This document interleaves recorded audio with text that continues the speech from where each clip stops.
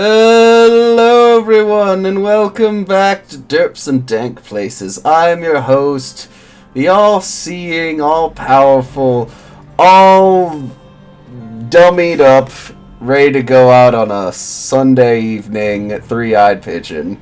And these are my derps. Say hi, derps. Hello. No.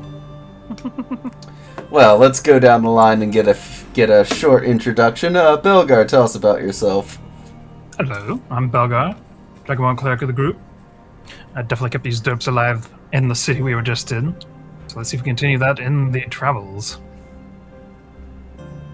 Alright, Kriv, tell us about yourself. Hello, I'm Kriv. I am a hobgoblin wizard, school of evocation. I like elemental spells and blowing stuff up. Very good, very good. Entropia, what about yourself?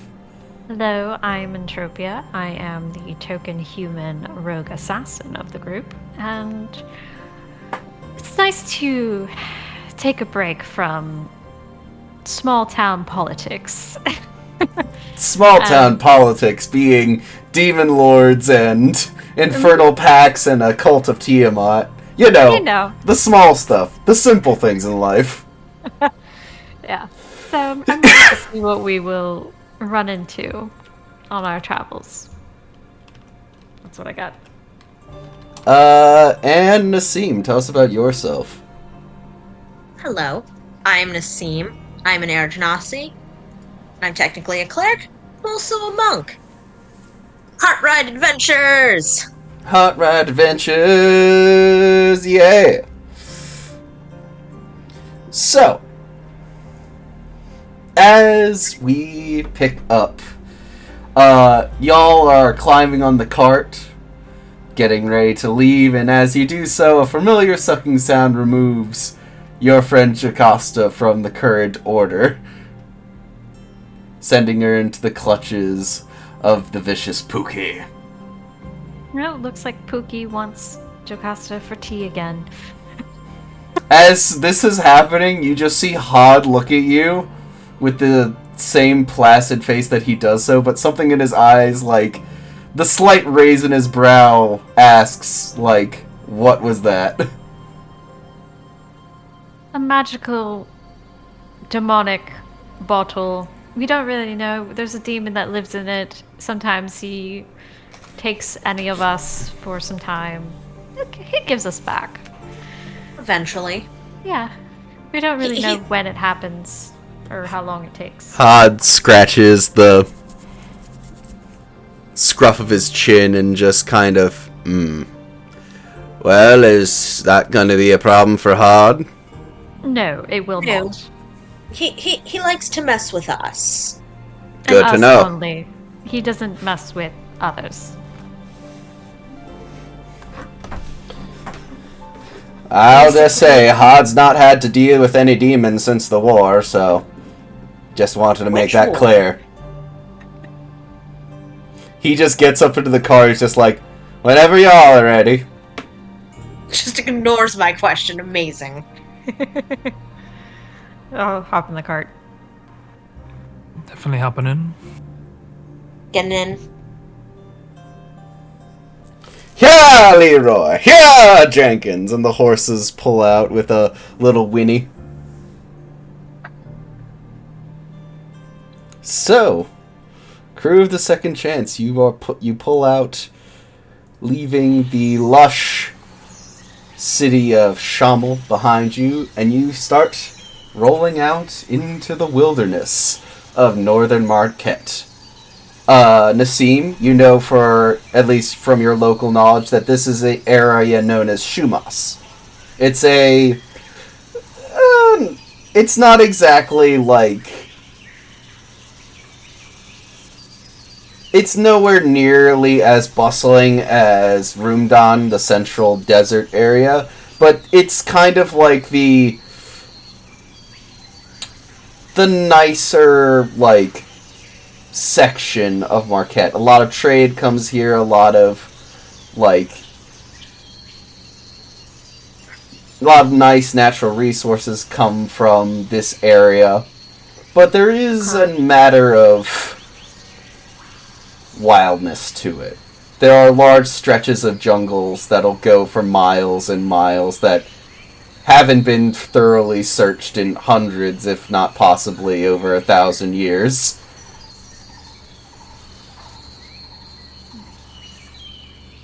Alright. As she's thinking about that, she's just gonna kind of crawl up to Pod's driver's seat. She's like, so, which route are we taking? 1 second.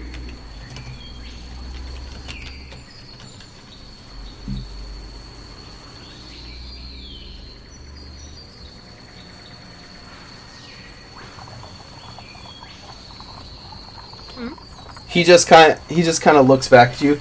Well, as he actually slows it down, we have a few options. We could take the long road, which would take us all the way to the Chirping Oasis, but that means we'd have to be starting to go through the desert. There's the shortest way, and then there's the pleasant way, and then there's the standard way, which is the oasis and the road. I've traveled all three. Take it y'all non-locals wish to know what each of the ways are?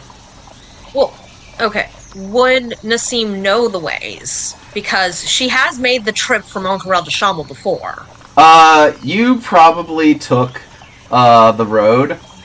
The shortest way is going through a place called the Oden Rud, the Ored Rud, which is actually, I'm not going to say the ruins of a dwarven city that has been turned into a shortcut through the mountains, but, like, there are dwarves still living there, but the city is far, like, mostly been abandoned. The longest way is traveling all the way across Shumas to Sugan's Hem, which is this very prominent city on the other side, and taking an airship all into Onkarel itself. Not that route. That's like... Twice as long. yeah, not But that it's one. by far the easiest. Yeah, And that's fair. it is reportedly a very pretty run if you are wanting to do a lot of nature touristy travel. Especially if you want to see the Pink Hills. Or the Pink Cliffs, I should say. Perhaps another time. It's your choice. Pod's just the driver. And I mean, you are very much appreciated. I've taken the road, the main route. Well, that's not surprising. Most people don't decide to take the Old Red Run if they're going to, if they have, like, anyone worth risking. So, the longest route is the easiest. The main standard road, I guess, would be Standard. somewhere in the middle. Yeah, Standard. it's- And then this old road, what is it? The O-Red Run would be the most challenging, but also the shortest. So the easy route, we have to go through the jungle. But then we take an airship to cross the desert, so we don't have to deal with the desert. The standard route, we'd have to do a little bit of jungle, and then some desert, about half and half. A red run, we gotta go through the mountains, and then a lot of desert. Not that option, because she just kind of like gestures to her black leather armor. Actually, technically, if we take the Old Red Run, it'd be a shorter pass through the desert. Granted, we wouldn't have the security of the road. And would more likely deal with the worms. As she's just looking over at Nassim. Don't take the worms lightly. It would be very uncommon for the Great Shayun to be this far north, but stranger things have happened. Look, Knowing our luck, he would be. I was gonna say, They. don't think so. It's they. It's more than one. Well, if you want to avoid some worms, we can always take that airship route. That is why it's the safest, Mr. Belgar. Mm-hmm. Isn't that right, Leroy? Horse-like when he's in agreement. Leroy's always smart when it comes to traveling. Jenkins just kind of follows him around.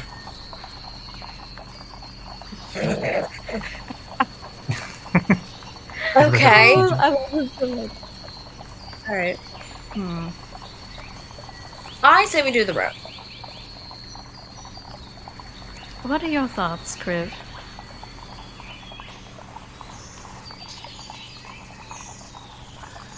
I say the road. It's, the old hobgoblin nugget of wisdom. When there's a road available, you should probably take it. Tazaram, I know roads are quite rare. A nice nugget of wisdom there, Mr. Kriv. I was gonna say, you usually take it by force too, right? But funny you mention that. This is a well-traveled road, and usually rich people travel this road from going between Ankara and Shamel. So, don't expect us not to have some unwanted visitors on this little journey. That I is think the we'll be one fine. downside. We I might. mean, we can handle. Are they bandits of some sort? Bandits, slavers, other less savory sorts. Those I know we can handle. And then, of course, there's always other things that come down from the mountains. Sand kegs, rust monsters, so on and so forth. Probably shouldn't let one of those near you, Mr. Bilgar. No. Definitely not the rust certainly not. monster. I know those little buggers. They're always trying to. I mean, your shield would be safe. It's magic. It's true, and the armor isn't though. I don't think you want to be going around the desert in the buff. No. Fortunately, I mean- if this armor does get taken out, I have that other armor that's actually magic. That's fair. Though I was gonna say, some people might not notice the difference with how shiny you are compared to your armor. That's And if we kind of fair. also, though, that just got me thinking. Since you are quite shiny, if we were to take the road, Oh, he would be a nice, pretty prize to be seen for miles around. Granted, my big old cart and my horses would also draw a lot of attention. Oh, can't forget the wyverns. They always try to eat old Leroy and Jenkins here. You guys wouldn't mind helping me fight them off if we get hit by them, would you?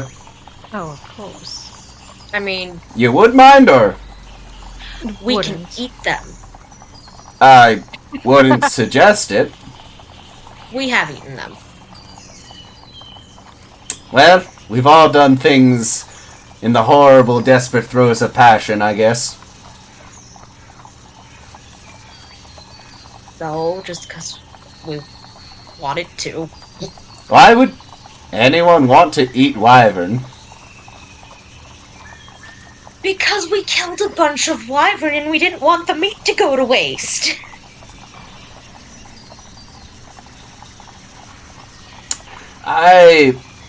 Hard thinks that there are some meats that are more than well enough to go to waste. However, Hard would appreciate it if Hard were to fall, that you don't let his bones get gnawed by desert, like, scavengers or something. that we can handle. Hard doesn't like the idea of being eaten, alive or dead. Good to know. No, it's not pleasant. I mean, depends on the kind of eating. If Hard can be so bold to ask, I mean, is there anything any of you are afraid of?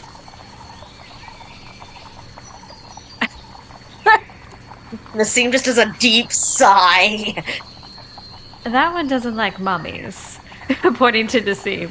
What, like the Like the children's story things? Those... They're real. They're real.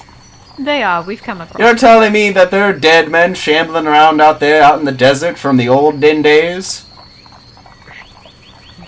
There's one that's been traveling with us. I don't know where he is. Oh, come now. Mr. Kriv is a bit sunburned, but he's not quite so dry as that. No, an actual mummy. I'm not concerned with where he got to. I don't know where he is. We haven't had him since we were pulled into Glintshore.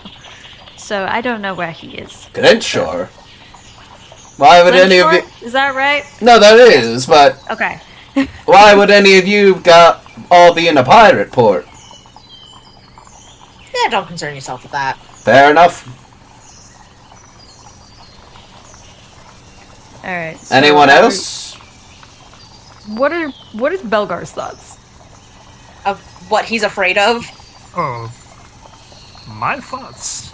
Well, it's nothing physical I'm afraid of. Dirt.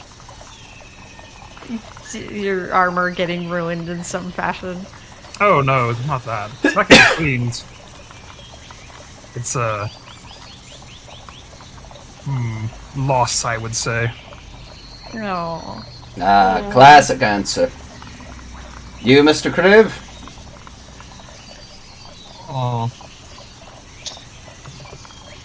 I mean, demons are meant for enslavement, and the dead are meant to be raised to work. I'm gonna have to go with lost too.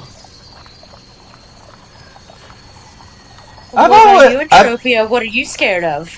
That actually raises an interesting question, Mr. Kriv. I never thought that your kind... Well, I guess what you lose is what really is the question here. I mean... I'll ask it later. Sorry for interrupting you, Miss Entropia. No, that's quite alright. As far as what I'm afraid of, she's just trying to think. Well, I don't like... Oh, what was those things? The clowns. The clown things in Vasselheim. Oh no, you're afraid of clowns! Yeah, you're afraid of clowns. That's right. I hope to not see any. I doubt I'd be surprised if there's any in the desert, but clowns? Oh, clowns? Yeah, they're everywhere out here. Oh, great. Oh yes, the wild demon clowns of the Rumadan Desert. Oh, no, that's just up in the north. That's up north towards the Vault of Shumas. If you want the demon clowns, you gotta go to the far and southern deserts. These are just the standard clowns, but they'll still skin ya rather than look at you. I don't like that. Ah, yes, Marquette's got a horrible clown problem. You're just getting the if looks could kill. Let's pray that Ankarel's not in the middle of a festival. They love clowns at the festival. Oh, I absolutely love clowns. I don't know, some merchants act like clowns. Most of them do, Mr. Belgar. Most of them do. Alright. So out of game, we need to really decide which way are we going. Yep. I think the middle route is probably the general consensus. Mm-hmm. I'll take the middle route.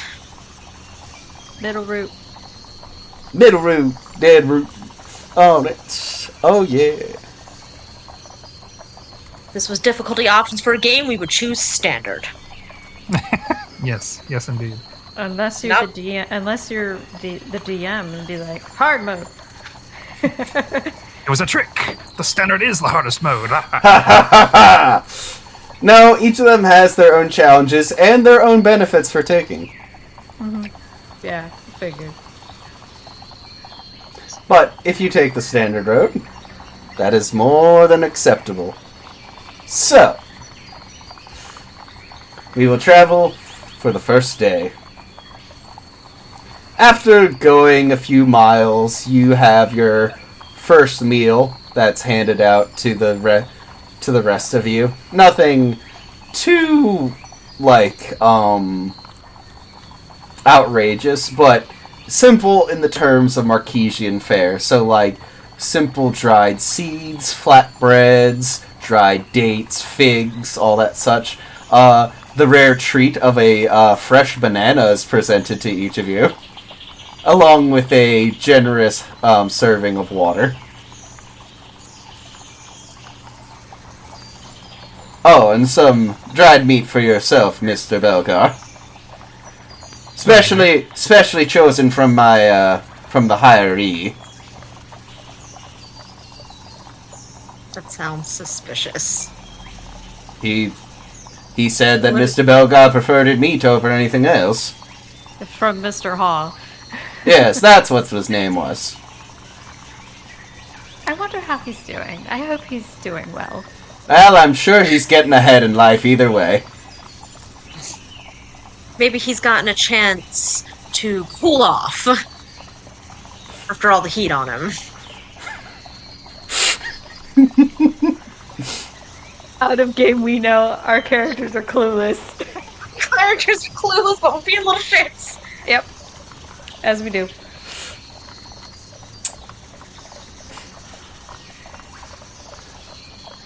But as you enjoy your meal,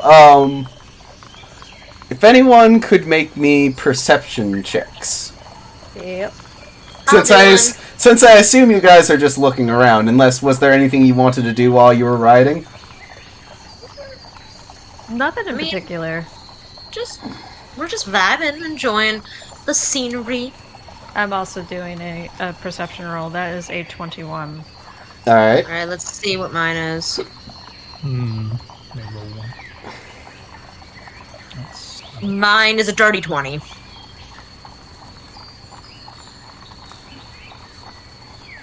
Ooh, a natural 20. He's natural. Ooh, good perceptions across the board. It's all downhill from here. Yeah. Right. I wasted my natural 20 in the perception roll at the beginning. Oh no! So as you begin to descend to the road, you notice you're entering a patch of heavier looking jungle. Belgar, you kind of start looking around, and you start to notice, like, the strange, well, not otherworldly, but unfamiliar to you plant life that's around here. Yeah.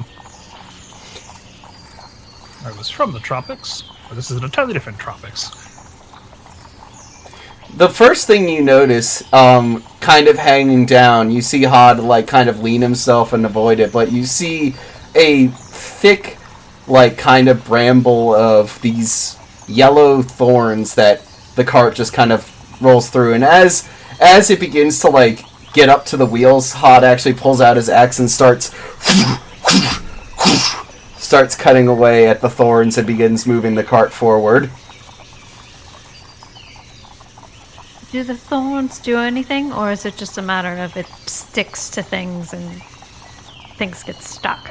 Well, those of you who didn't notice, so Belgar's the only one who, like, took active notice. I need all of y'all to make me a... But Nassim and I did a perception roll as well. Yeah, but I had it that like, you guys probably were looking at different things. Like, you... Oh, because he got the nat 20. Yeah. Mm-hmm. Got it. Okay. Now I understand. Continue. I just need a quick dex save to basically just, like, notice and then, like, duck out of the way of the drooping vines. Okay. All of us? Yes. Okay. 17.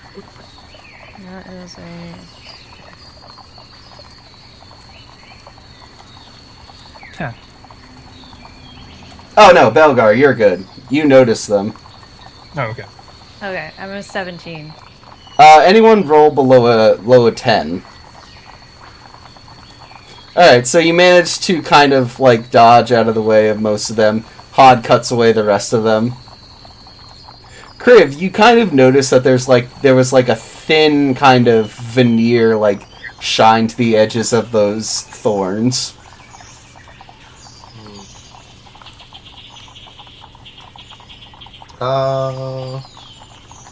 Anything magical about them? Is it a spell effect? Well, if you want to, like, grab a section of them, just roll me a nature check to see if you can cut off a little section. Yeah. Could I somehow give advantage, even though I'm not proficient, but I have a lot of sharp, pointy things that I could slice through vines? I mean, you could cut off a piece if you want. It's up to you, Crib. Try this nature check. Yeah. Yeah. Ooh. 19. Not too bad. So, as you Yeah. actually kind of reach down, you actually, like, pause a second before pulling up the hem of your robe, and you grab the end of it, pull out your knife, and just kind of cut a section. As you do so, there's this kind of, like, thin, like plants sometimes leak when you cut it, but this thing leaves out, like, a long trickle of some kind of, like, brownish, orangish liquid as it comes out. And as it does so, you actually see the vines at the end start to kind of, like, curl and harden. Oh. I'm gonna collect that in a vial. Alright. She's like staring at it like, with this. Because I have a poisoner's kit. Alright. Do you want to roll me a nature check to look through these? Sure. I'll do one for funsies. Or if you just want to cut straight to the studying, you can give me a poisoner's check with proficiency. You know what? I'll just do that. Since he has a vial, so if anything, I'll study that one in particular. Alright, so.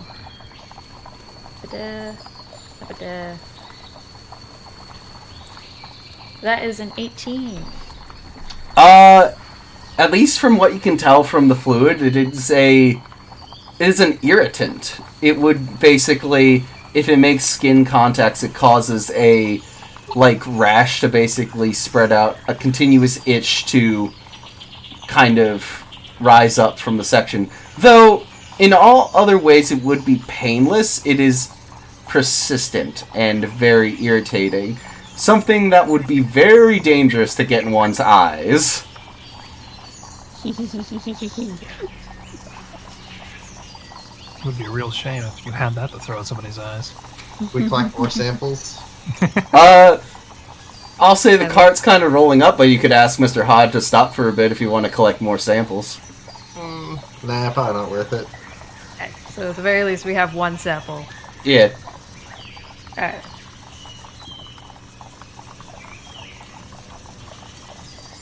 So it's kind of works like poison ivy. Yeah, kind of. Yeah. It's kind of like a mix between poison ivy and witch hazel. Okay.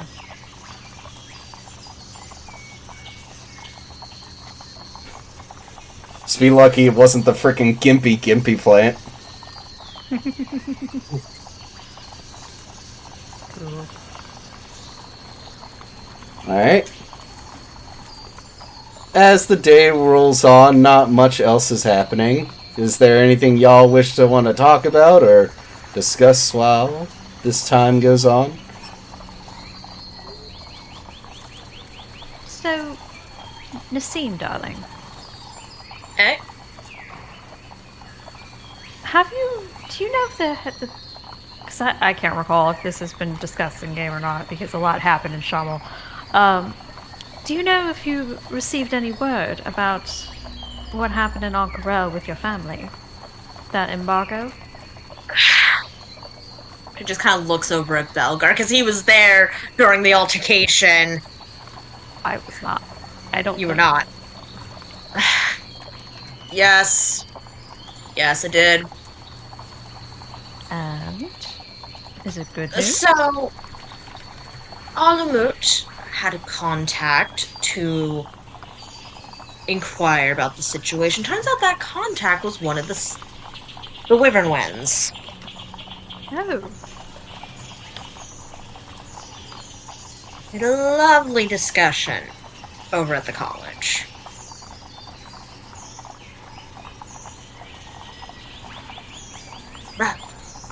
DM, gosh, I can't remember because it was a while. It was a little while ago. Did that guy actually say what the status was, or did I just threaten him too much before he could get the words out? As far as it sounded like that they were able to trade again. As of right now,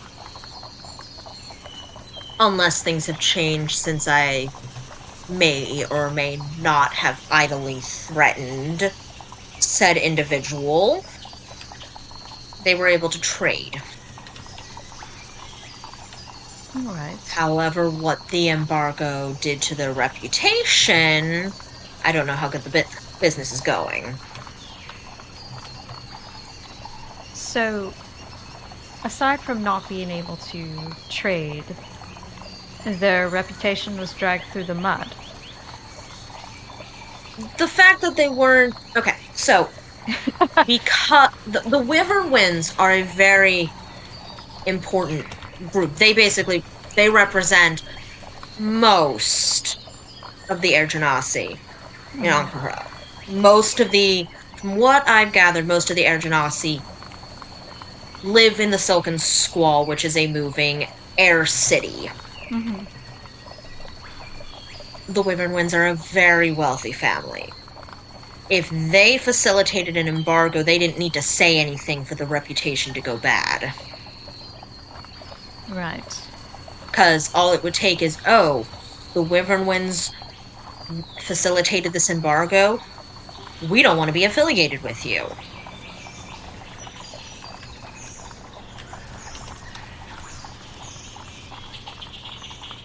They didn't have to say anything. Mm-hmm. And what is the likelihood if an embargo ever landed on the Wyvern Winds? Highly unlikely. They're at that echelon where money can solve most of their problems. They're basically their own nation. They just live here in the sky. They move around. Roll an insight. Why? I just want to see if you catch something. I'm concerned. You gotta beat the base. You have to beat a base 22. Okay.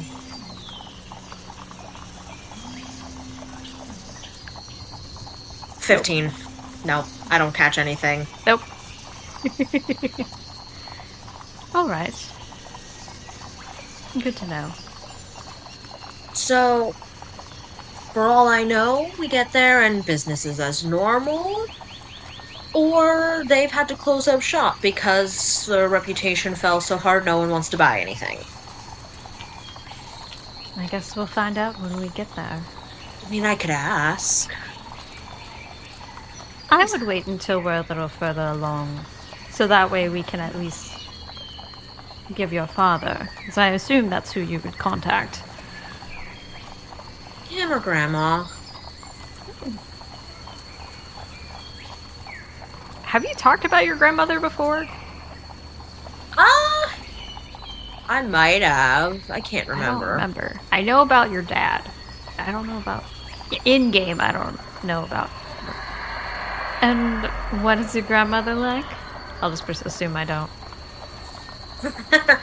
Gran? Well... Hold on, what is that? Roll nature check. I'm hearing weird things that's not normal birds. It's dragons. It's Wyvern time! Where did it come in the jungle? Oh, dirty 20. So, as you begin to, look up, you immediately all, kind of stand up, arms at the ready. But, Entropia, you notice that Hod is completely, nonplussed. What's the weird screeching? I He don't know what that is. He takes his axe, and then he points up to the canopy. Looks you up. see large, well, not large, but like not standard monkeys. Oh yeah, this is the first time you see a monkey. They look like little black furred people, and they are screaming bloody murder with like large distended mouths. Nassim, you know these are known as howler monkeys. Oh. Oh, that's why Nassim wasn't even talking. That's why Nassim wasn't even paying attention to it. Yeah. That fits. Oh. Oh, it's howler monkeys. Howler what? Howler monkeys. Have you never seen a monkey before? I grew up on an island. She grew up on a small little island. She's a little sheltered. Just a little, not too terribly. I said a little. But You've no, never seen a monkey before. No, I have not seen monkeys. There's others, not just these. Yeah, this is one type. Okay. They just scream a lot. Fits the name. As you're talking, one of them actually kind of like climbs down. You see, kind of hanging down, holding its one arm. And it's just kind of looking like. Honey, put that arm down. That's the bad one. Sorry. I'm trying to get the effect where he's like. He's hanging on by one limb. He kind of reaches out his hand. How close is it to the cart? Very. Like, it looks like it's reaching out towards you, Entropia. Watch it, they pull hair. She immediately, like, her head slowly is like, she does one of these, like, because Entropia's got the longest hair. Yeah, she's putting all of her hair in her hood. Yeah, watch it, they pull hair. Hello. I got it. And Nassim reaches. Are there any more bananas? There are. I'm going to take out one. Just one. And I'm going to try to be smart about this, because I know that if I give this thing a banana, the others are going to want a banana. I would throw it. Throw it. That's the plan. That's the plan, is throw the damn thing. Nassim's gonna peel it so it can see what it is. His eye kind of goes wide. Monkey want a nanner? Monkey want a nanner? My goodness. And she just basically baseball pitches, chucks it as far as she can into the woods. Tears off from the canopy, swinging on these, like, it's so weird looking at it in Entropia. Like, the arms are, like, too long. You know, some researchers theorized that humans came from monkeys. And now that makes sense. What's that supposed to mean? Looking at Pelgar. What? It just makes sense. I hear the theory of evolution was actually brought forth by a dragonborn. Charles Dragwin, I believe his name was. Charles Dragwin. That's the horrible human pronunciation of it. Yes. So that's the rough translation. Just actual draconic translation, and it just sounds like nothing. I mean,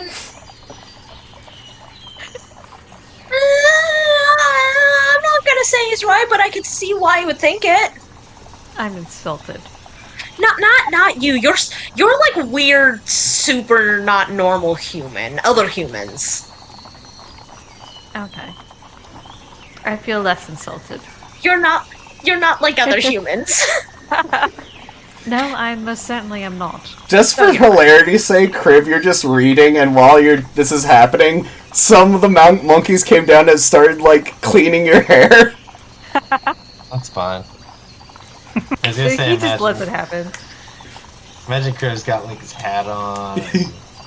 I mean, has like a big piece of straw sticking out of his mouth. It's like whittling something while reading.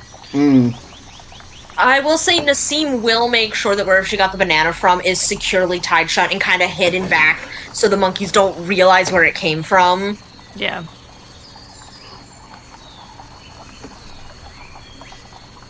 Yeah, I mean, that's one type of monkey, though. Let's see. hope we don't find a gorilla. A gorilla. Gorilla. Ah, gorillas. The big So they're about the size of Mr. Belgar, and their arms are like probably about twice as thick as you are, Miss Entropia. Yeah, so think. And that- those are the standard ones. There's also the giant apes. Yeah, so imagine that thing, but with muscle and like the size bigger than a person. Well, Nice. granted, you all handled that a lot better than most highway robbery that happens here. But they're also very territorial. Right. So looking at Nassim and Hod, do either of you know what their territories look like? Well, it's actually mostly lower mountain slopes near more denser parts of jungles. Usually there needs to be a water source. So, out of game, looking at the map right near Darissa. Or even in the canopy? Or even in the canopy. So, basically, decided to go off the road. in this general location, we might find gorillas. Gorillas. But that's fine. Me and gorillas aren't that dangerous, at least. I mean, they are dangerous, but compared to the great apes, they are hardly anything. Especially the king of the mountain. The king of the mountain. Is he an Yeah. even bigger ape? He is a massive ape. They He call is. him Kong. Yeah. How many references can we make tonight, guys? Yes! Kong's in the public domain, I can do what I want. Yep. Nassim and I. Gotta make him fight the Trask! Gotta make him fight the Trask! Oh my goodness. We're just being silly. Don't mind us. Daddy Hoosies. Are any of the monkeys Continuing like on. holding anything or have any trinkets in hand? Ooh, That's funny you weapon. mentioned that. Roll me an investigation check. Alright. If you let me know, I can give you advantage so I can help you look. Sounds if you want good. the. Okay. Have advantage, friend.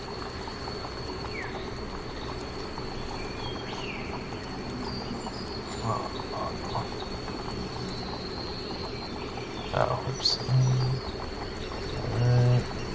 It's 19 or an 18. 19.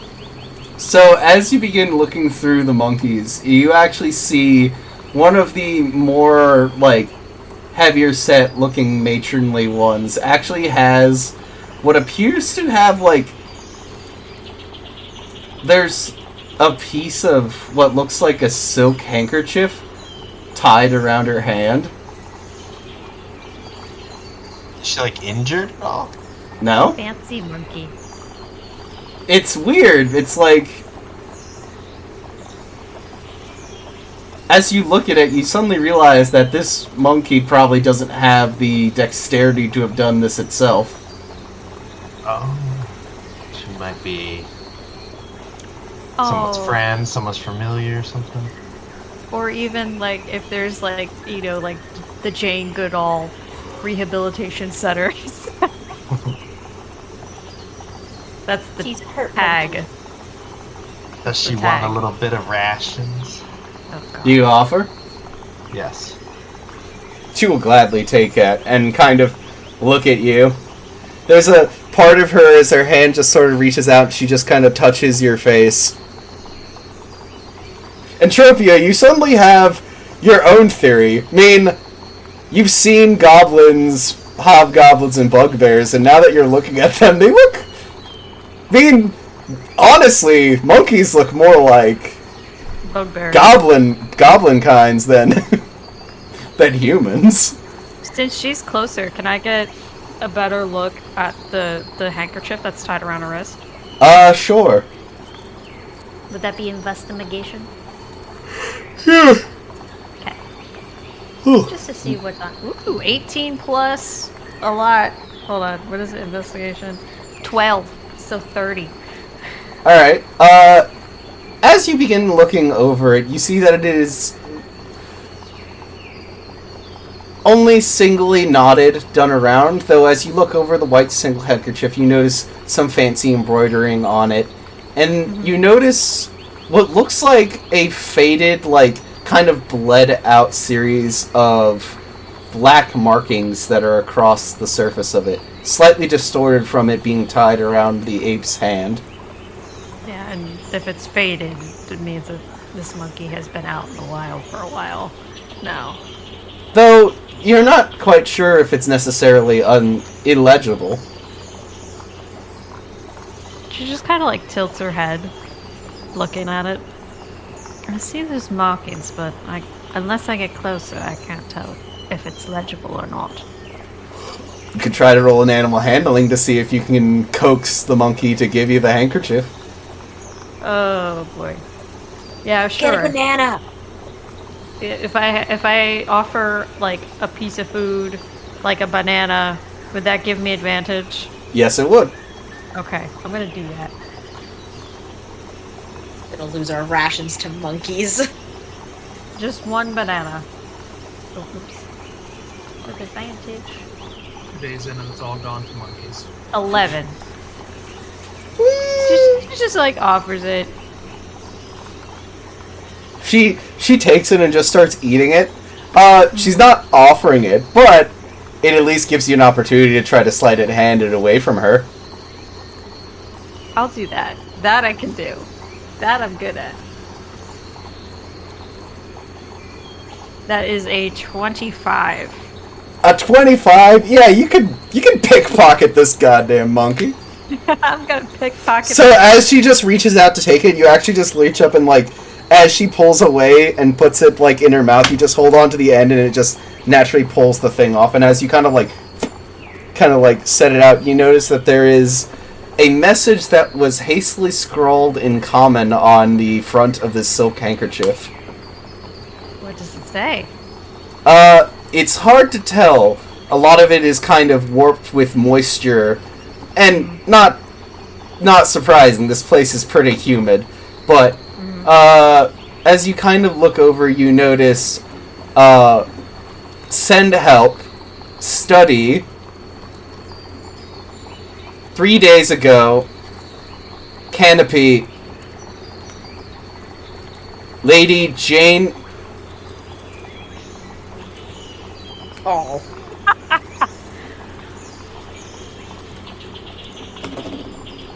She just like looks at it, looks at the monkey. Are you the messenger? And hold it up. Having a conversation with the monkey. Send to help. Canopy, 3 days. Lady Jane.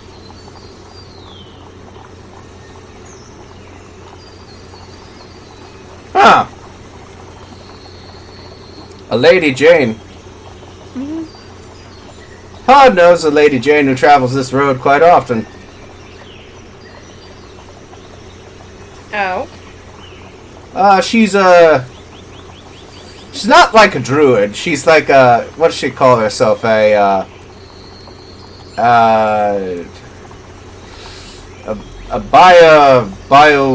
bias something. She said she studies wildlife and plants and stuff. Do you know where she normally, I guess, makes camp?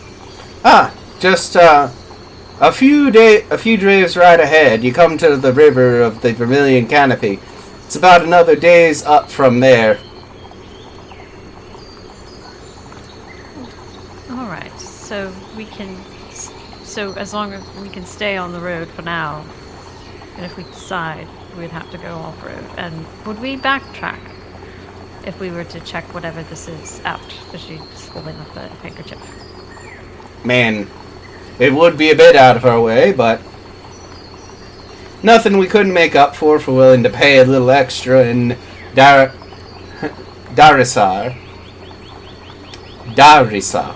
Yeah.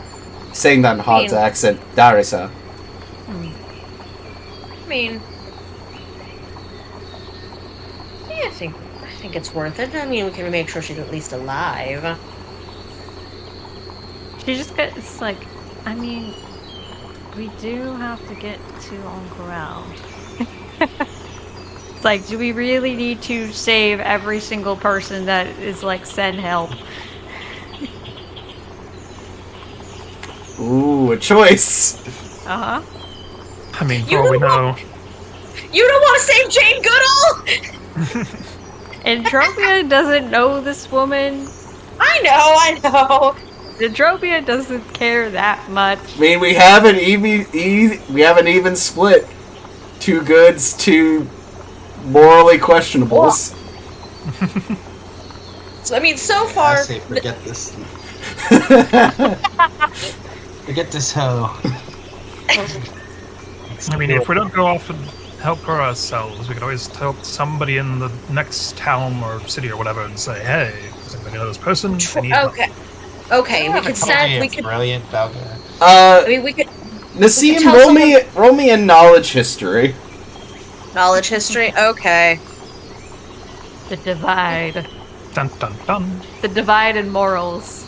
It's like, we don't need to rescue every single person who asks for help. Then why are you playing D&D?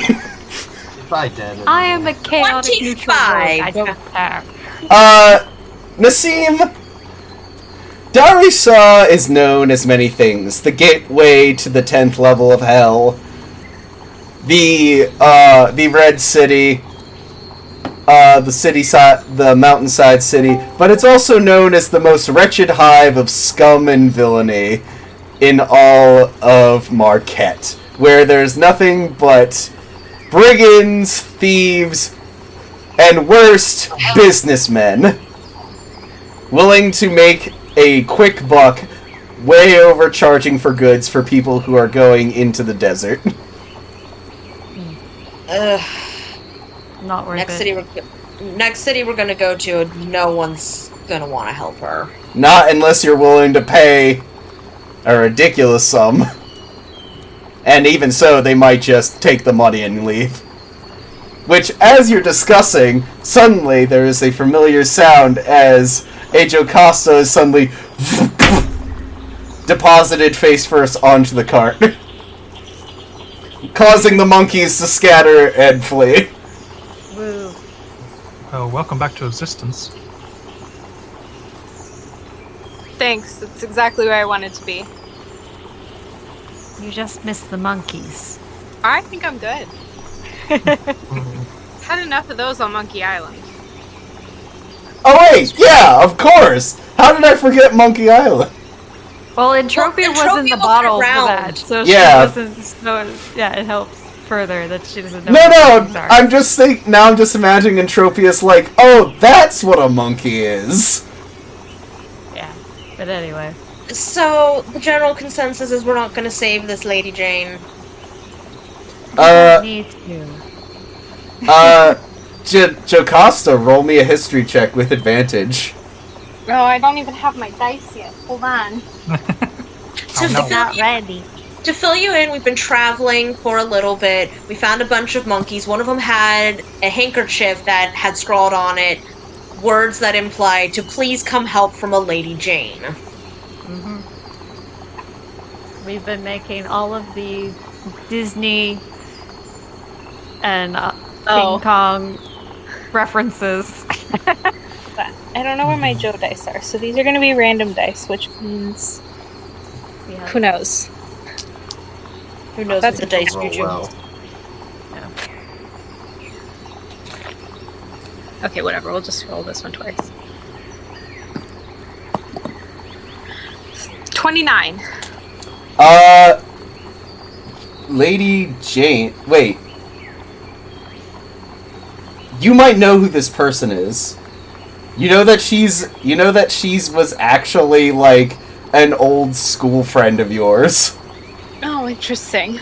She grew up with you in Singorn.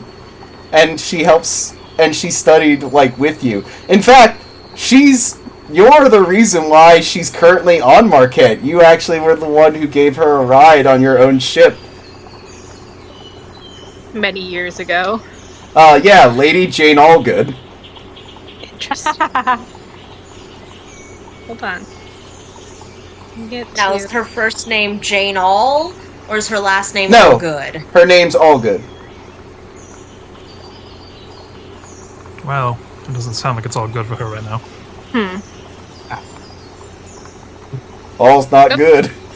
It's a new day, right?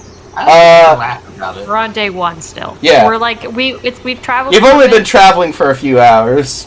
Yeah, we've traveled for a Right, little bit. but we left the day after in Marquette, right? Yes. Okay, I just need to roll portents then. Oh, did I need to mark down the day change? Probably. I'll do that.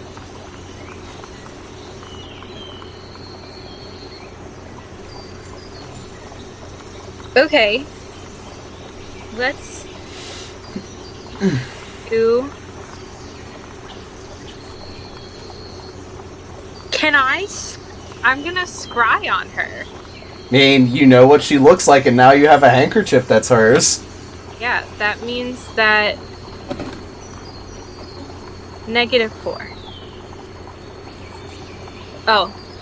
Okay, so the target has to make a wisdom saving throw and subtract 4. Assuming unless she chooses to fail. Yeah, I was about to say, I think she wants to be found right now.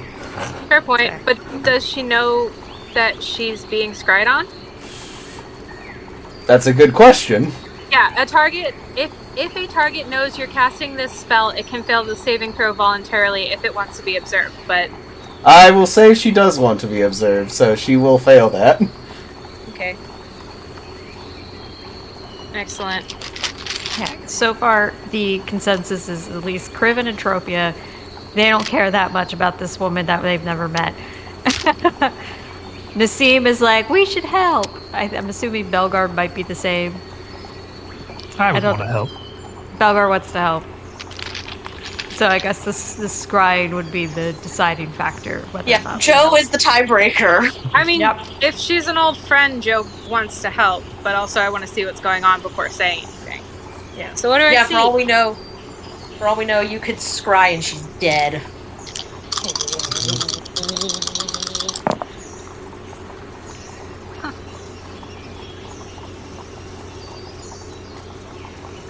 What'd you get? Those are my portents. You don't get to know.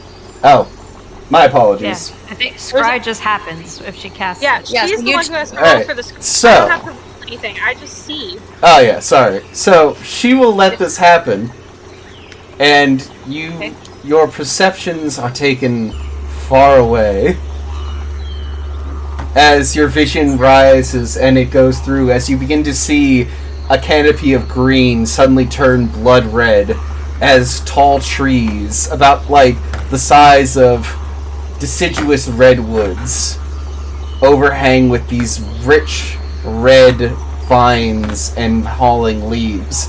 As at their bases you notice small collections of ancient carved stones which draw the spirits of the land to them. In here you see a camp that has been taken over. You see rough-looking men with ruddy, darker skins, bandanas over their faces, scimitars at their side as they begin looking around. In cages, you see all sorts of ape kind. Your vision eventually takes you into a main one where you see Allgood tied up, and you cannot hear. Right, you can't hear what's being said.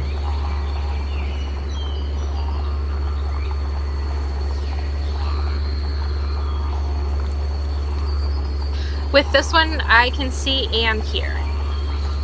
As long as they're on the same plane of existence. Alright. Let us do this one more time, elf.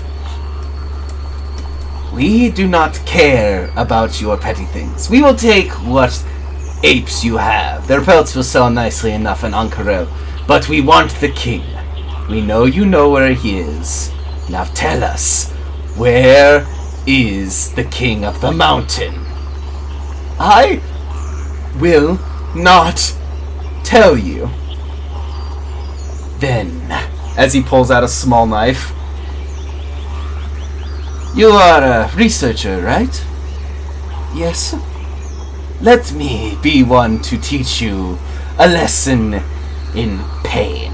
And he takes the knife and slowly draws it across her face. Yep. Do we all see when a scry happens? Or No, this is just Joe. Okay. But, Joe, this is about when your perceptions return to you. Could I tell? You said it was a big, like, jungly forest. Do I know where that might be in relation to here? I mean, you saw a red canopy, so if you were a bedding woman, it is probably the Vermilion Canopy, which is literally a few days' ride from where you guys are right now. How far out of our way would it be? It would only be a day's ride. Like, if you keep following the path, it would only be a day's ride diversion away from where you are. So technically you would lose 2 days worth of rations. One to get there and then one to ride back.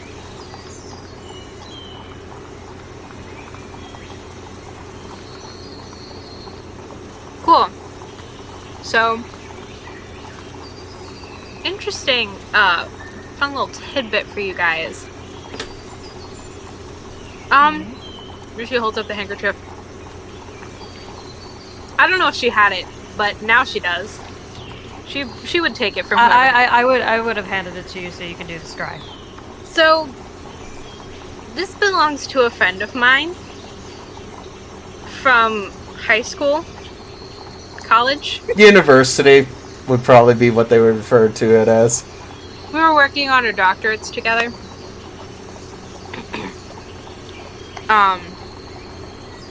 She finished hers. So she's in trouble, and it's not far from here. So, would anyone care to come with me to check on that? Oh, certainly. I mean, we looked set between her and Belgar. We wanted to go. You were the tiebreaker. Oh, cool. Yeah, I want to go. I guess we're going. Guess we're going. Studied monkeys, guys. Monkeys are gross. Yeah, They were just grooming you, Kriv! I'm not the biggest fan, but, like, they're kind of cool. And maybe she'll have something interesting to share with us. So, anyway. It's only a few days. And if we run into issues with rations, the next town we get into Entropia, you can steal to your heart's content. They'll expect it. They'll encourage it. I mean, if we run out of rations, I can literally create food and water if needs be. Same.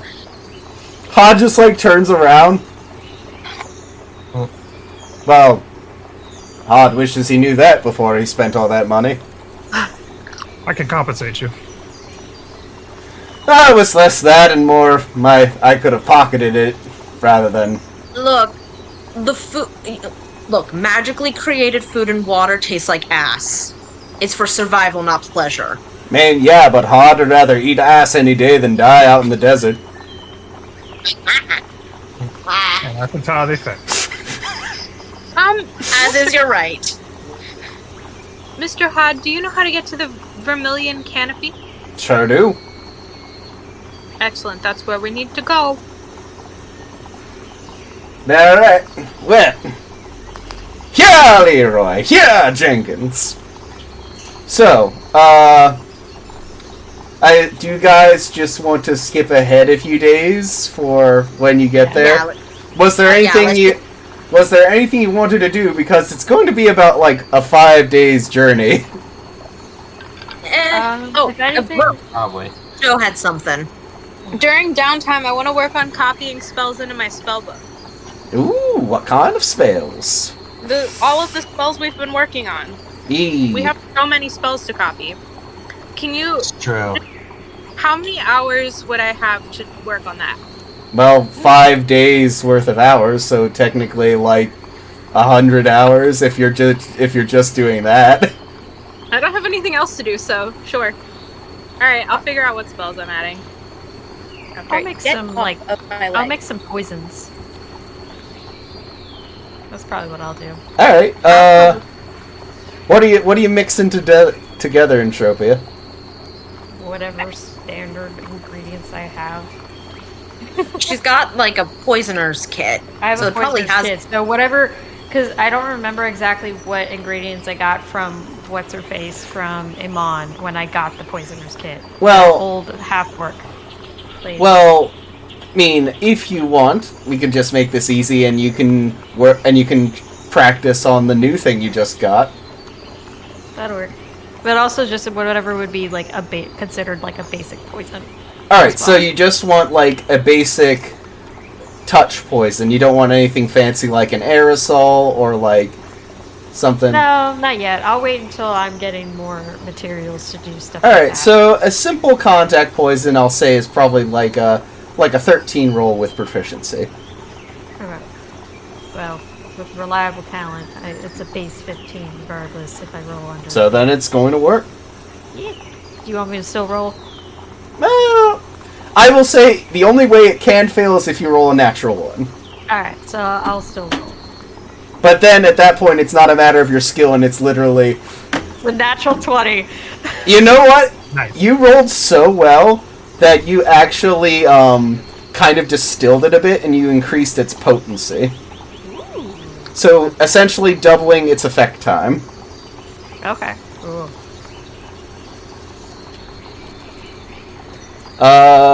Belgar, was there anything you wanted to do? Wasn't I learning a language from Joe? Or was that navigation? Both. I think you did that. I was teaching you how to navigate. You were learning Elemental from Nassim, as was I, and Nassim and I were learning Draconic from Belgar. Yes. So we could continue our language lessons. Yeah, I was gonna say that's what I would continue. Like an hour a day. Yeah. Enough to learn it, yeah. At least learn more. When Joe's taking a break from spells because she's hunched over like a little gremlin and her shoulders get stiff. Yeah. Yes. So like 100 minus 50 for me. Hour. So yeah, you still have plenty of time to meditate and eat and do everything else.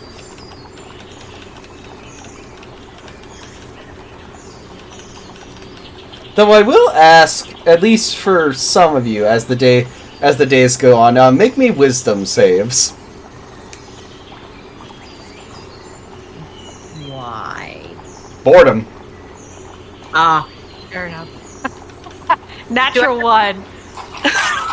Miss Nothing to kill. Entropia is hating this. Entropia, you are losing your fucking mind. So you need to like as soon as you did that poison, you need something else to do. So please tell me what, like, you can literally do whatever, but Entropia needs like something else to do while she's like moving on here. If I have proficiency, I have advantage, right? Yes. Okay. Belgar has a well-disciplined mind. Since Joe is very engaged copying her spells, do I have to roll? Depends. How many spells did you have to... I don't know. I'm eating food because I haven't eaten all day. I haven't figured out this math yet. I'll say you can occupy yourself with those, since I know at least some of those are going to take a few hours to work on. So yeah. I feel like the only other things that I could think of that Entropia would be doing to try to keep herself busy aside from just literally head resting on hand, watching the greenery go by, probably would join in on whatever language lessons as well, just to help keep her somewhat sane. Maybe read. So, which language were you trying to learn? Belgar and Joe were learning Elemental from Nassim, and Joe and Nassim were learning Draconic from Belgar. So, Nassim, you're like, okay, guys, now, to say hello, at least in Air Diary, it's...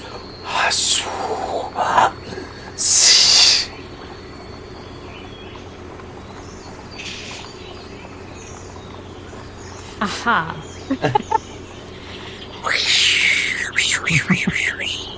Do we have to do the hand motions too? not for... The hand motions are more for you to get an idea of, since I'm assuming you don't know all the ways that wind can move. It's to give you an idea of how the wind's supposed to move while you're making the wind sounds. Also, technically, since they can't produce air like you can, they can't... Sometimes they do need to, like, flap their hands. As I said when Joe does certain aspects of Primordial, and she actually, like, summons forth little, like, fire cantrips to do the fire sounds, right? Funny. Look, I can just make wind to make some of the sounds. You can't make wind, so you have to do the majestic flap to make the wind happen. Hod can make wind. Farting doesn't count. That's a rude gesture. Actually, farting is part of various rude gestures. Weirdly enough, burping is good, but farting is bad. Right. Burping implies it's considered a sound of appreciation because it usually follows eating food. Literally compliments to the chef. Exactly. Alright, that makes sense. Farting is bad because it means something didn't agree with you. Or you're being a piece of shit. And various other variations depending on the way your fart is doing fart things. Doing fart things.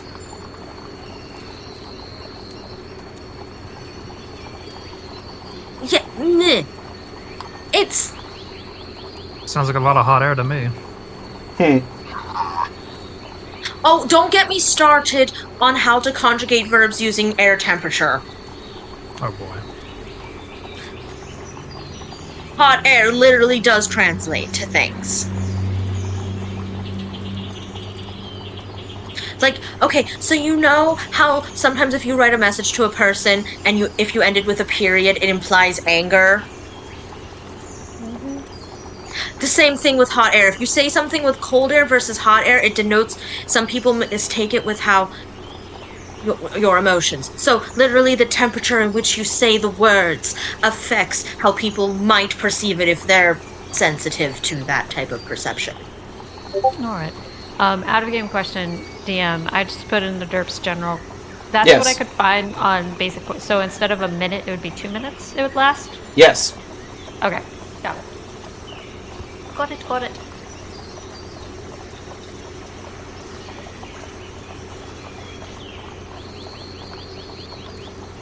Alright, so... As the days roll on... Y'all stop for camp for a few times. Nothing really notable happens. Eventually... Nope, that's the wrong thing. You eventually start to hear the sound of running water in the distance. As you eventually crest over and part of the road, you see in the distance what looks like the rough outlines of a city slightly glimmering in the sunset light next to a massive waterfall which feeds the river now that rushes past you.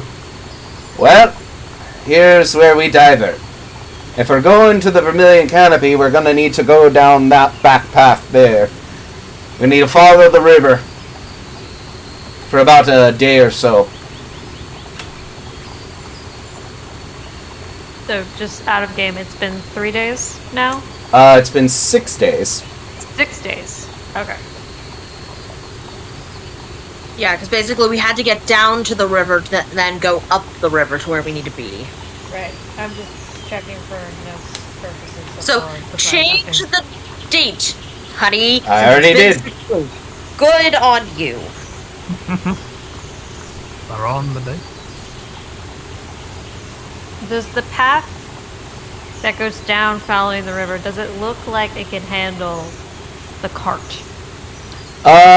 No. Well, actually, yes. Okay. But it will probably be a slow going with the cart. Right. Looking at it, you intend to take your cart down that path, darling? I was told to take you where you're telling Hard to take you. And Hard will take you where you tell Hard to take you. The cart's been in worse situations. A little muddy road has done no harm to it. If not, Hard can carry it back out. Looks at the whole ass cart. Right. Okay. I just wanted to be sure. Are we going down? Looking to the rest of the party. Down, down, Indeed. down by the river. Ah. Don't mind me. Yeah, that's Joe. I figured out which spells I learned. Would you like them? Yes. Okay, do you want me to tell you or do you want me to message you? Tell me and then message me, so... Okay. With 42... Hold on, I think I did it wrong. I did do it wrong. So this is half of the spells that I've taken. I took Knock, Lightning Bolt, Polymorph, Globe of Invulnerability, and Disintegrate. So far. Ooh. I did my math wrong. Fun bunch. Still good options. I guess we on the way. Explorers we, and we are the League of Explorers.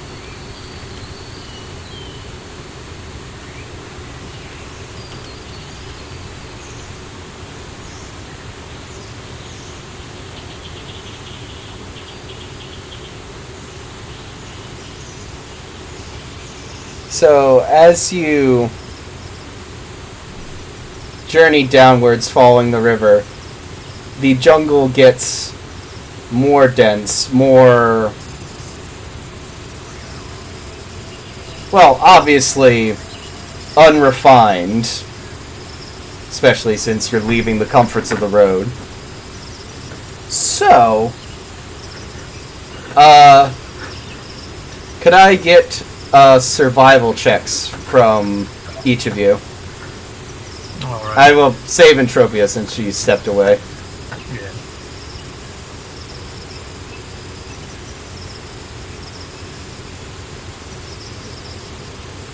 $16. 18. 6. Ooh. Ooh, indeed. 17.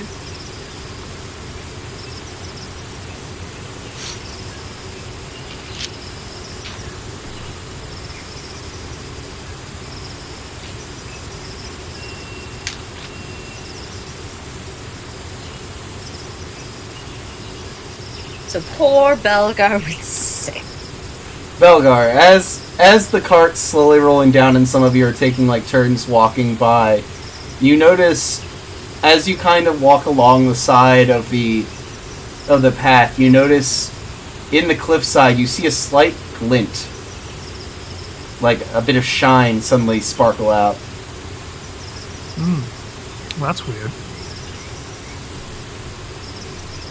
What, does it look like it's in the middle of, like, the forest? No, it looks like it's embedded in the wall, like... Oh, it's in the wall. Yeah, there's some... Cliffside? Like, sorry, what'd you say? Like on a cliffside? Yeah, like you think you see like a raw gem sticking out of the wall. Hey, do you guys see that? There's like a gem sticking out of this wall. As you get closer, in fact, you see it. It's a sapphire about the size of your thumb claw. That's a big rock. It's a big rock. What I miss? So we got near the cliffside, and Belgar saw a big rock, like a big giant sapphire embedded into the rock wall. About the size of its thumb claw, so like... That's big. That's a big cut of sapphire. Yeah. Does it look like polished? Yeah. Is it like a natural bit of sapphire, or is it like it was? You guys would have to get up for an investigation. I'll do it. All I know is they don't give that shit away for free. Yeah. Yeah, I'm not gonna yank it out of the rocks, that's for sure. I'll get up and do an investigation. All I know is I'll yank it out of the wall and it'll crumble on top of me. So as you begin looking at it, it is smooth and somewhat etched. It is polished. Does it look like there's a carving around it? Roll me another investigation check. Alright. That is a 30. As you start to look, you notice that there is like a strange pattern carved into the wall. Like it's this kind of winding, almost termite-like kind of weird texty pattern. Like, you know the weird lettering from Tears of the Kingdom with the hand? Kind of like that. Jocasta, darling. Yes. I believe there's some ruins. Okay. I will check out the ruins. Roll me an investigation check. I'll give you advantage, showing you the patterns and with the etched, the polished sapphire and everything. As you begin investigating the wall, you notice there's another sapphire and another one. You notice like about 15 of them embedded in like various parts of the wall. I gotta... Oh wait, hold on. That's not what I know. Investigation? Yeah. 24. Joe, as you look over this, this isn't a language. Like, to the layman's eye it would look like it, but this is just a weird kind of insectoid pattern. Like something bored through the stone and made these markings. Oh, I don't like that. It's then you slowly look up and you notice that there are also regularly pitted holes throughout the side of the wall, which from one of them you see a large sapphire-covered scarab beetle slowly crawl out and begin to flit its wings.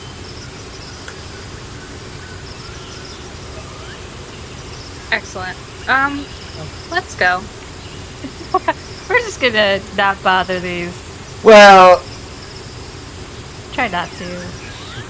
all of you roll me animal handling checks to see if you can back away from the wall without disturbing this nest of burrowing scarabs. Can Herbert help me? How? He has no feet. Because he's adorable. Mean you could throw him to the scarabs and use him as a distraction. Oh no. Natural 20. 10. 21. 10 as well. Okay, so I got nat 20. I got a 3. So, Entropia, as soon as you see the scarabs, you're like, shit, and you immediately run back to the cart, but the rest of your party's like, oh shit, as suddenly you just hear the droning sound of insects beginning to pour out of the wall. I need everyone to roll me initiative, except Entropia, unless she wishes to join. Would you like to know what I rolled? Sure. Sorry, I didn't... 15. Yeah, so... Sorry. I was just going off because 3 of you had already failed, so... No, that's fine. Yeah. I can be with the ones that... I don't know if I passed or not, but I'll stay with them. Alright. Wasn't sure if you wanted the result. Yeah. I'll roll initiative, but I'll specifically won't be. I'll join in the next round, if that makes sense.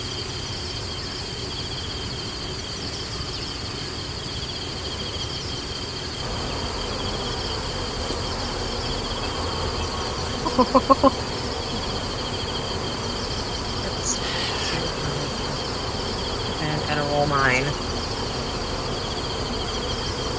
14. Great.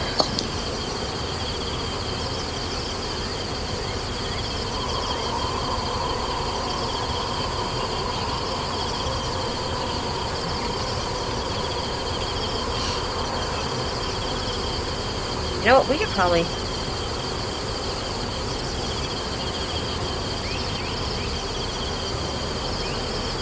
So, what is with people's initiatives? I am currently rolling for them. Well, everyone else's. I rolled a nat 20, 25. Okay. I rolled Robbie's- natural 1. For Oof. four. I'm gonna be using this. I'll use this round for Entropia to maybe fetch something from the cart. Belgar, what was your initiative? A 21. 21? Okay. Alright, let's check for Then, this. Friv, what's yours? 5. Okay, I'm just putting it all in the initiative tracker. Thank you. I'm also getting rid of all of our alias names from the thing, because we don't need them anymore. We're not in Shamble anymore.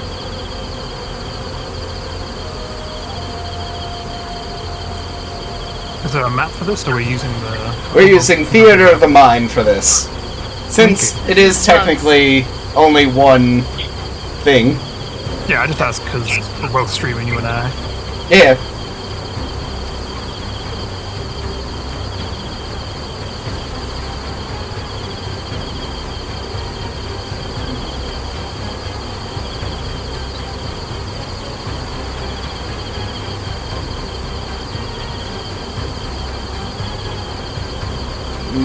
Let's see.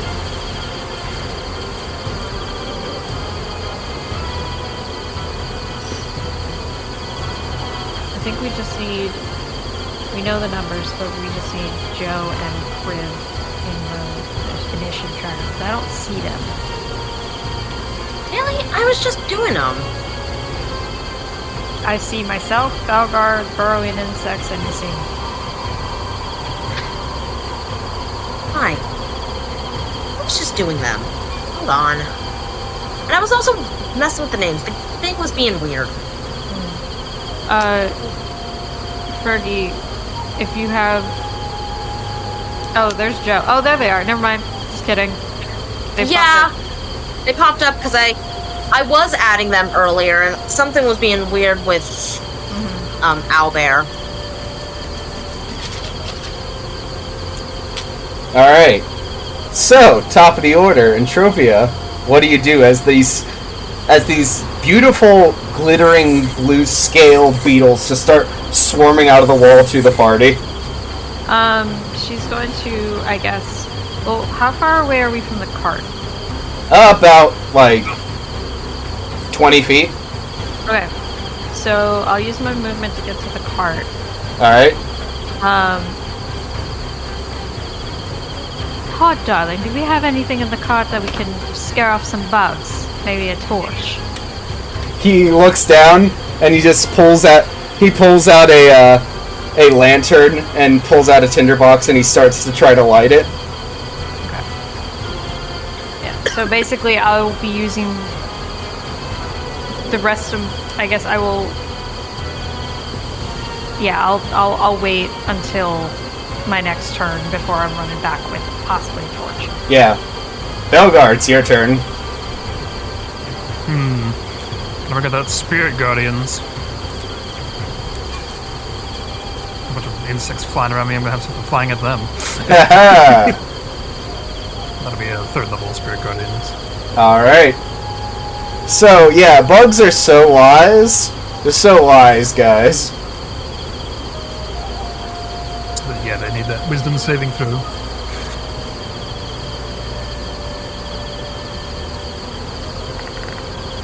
$12? No, they failed. So let me see.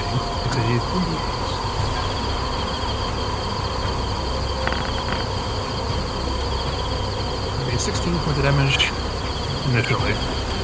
So, as you kind of like hold up your hand, as they start to swarm, you immediately summon your spirit guardians, and they immediately form a corrected barrier around you and your party as they start just cutting through all the bugs.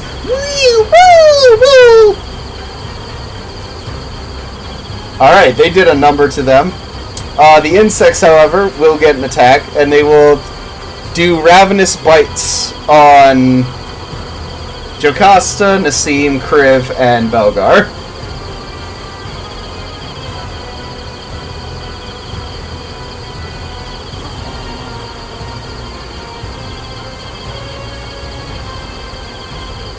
Jocasta does a 8 hit.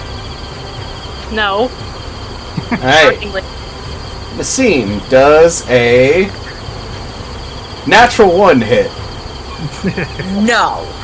So, I will say in this moment, you're actually, like, calm. As you start to, like, do your deflect missiles and start swatting away all the bugs that get close to you with your eyes closed.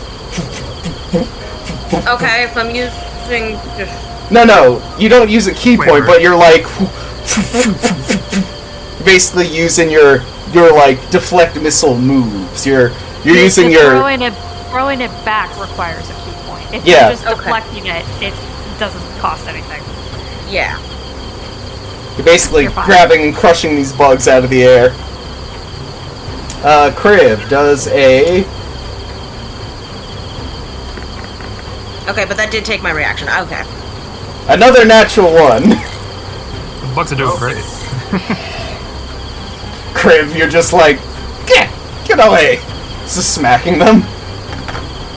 So shiny. And I'm fairly certain that even with a 19, I'm pretty sure they're not hitting you, Belgar. No, they're not. Alright, so, Nassim, it is your turn. So they're in the process of swarming Yeah. around us. I'm actually going to take out the wind fan, make sure that I'm gonna position myself in a way that everyone's behind me, and I'm gonna try to use the fan to blow the bugs away. Alright. Do they need to roll a strength save? Yeah, I believe so. Let me double check. Yes, they gotta make a strength save. Alright. 7. Alright, they get pushed 15 feet away from us. Alright.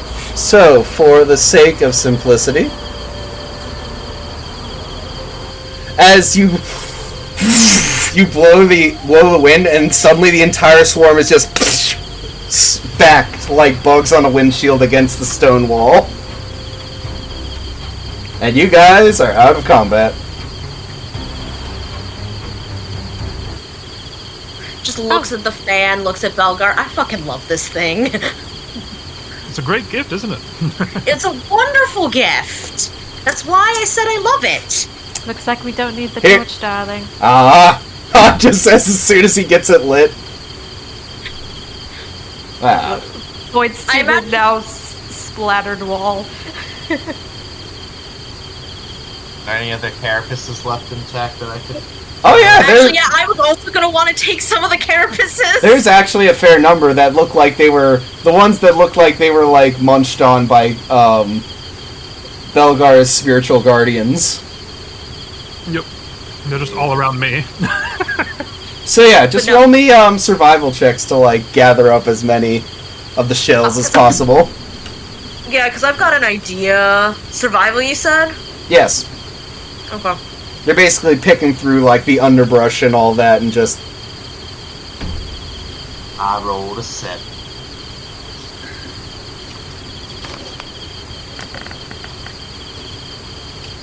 I rolled a 9. So, between you get about, like a pound of fully intact shells.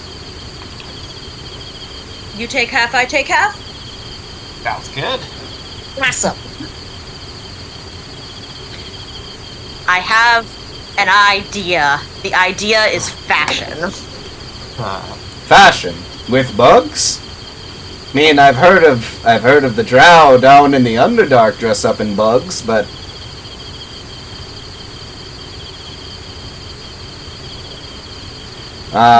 it's been a long time since Hod has ventured through the halls of Mero Berenzen before.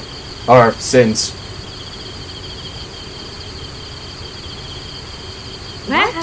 Where have you been, darling? Well, Hod's been here, Hod's been there. Hod's just a simple cart driver. He goes where the work takes him. Though, I will have to admit, when he went to Mero Berenzen, he was, there more for pleasure than work. We get it, you're kinky. Oh, Here's Joe, she's also kinky. Ma'am, he says, grab the edge of his, like, felt cap, too. Mr. DM, Yes? how hard would it be to counterfeit gems out of these? So, just with the shells, it would be fairly hard. But if you were to, say, get, like, some cheap pieces of jewelry from a place of ill repute, like Darisa,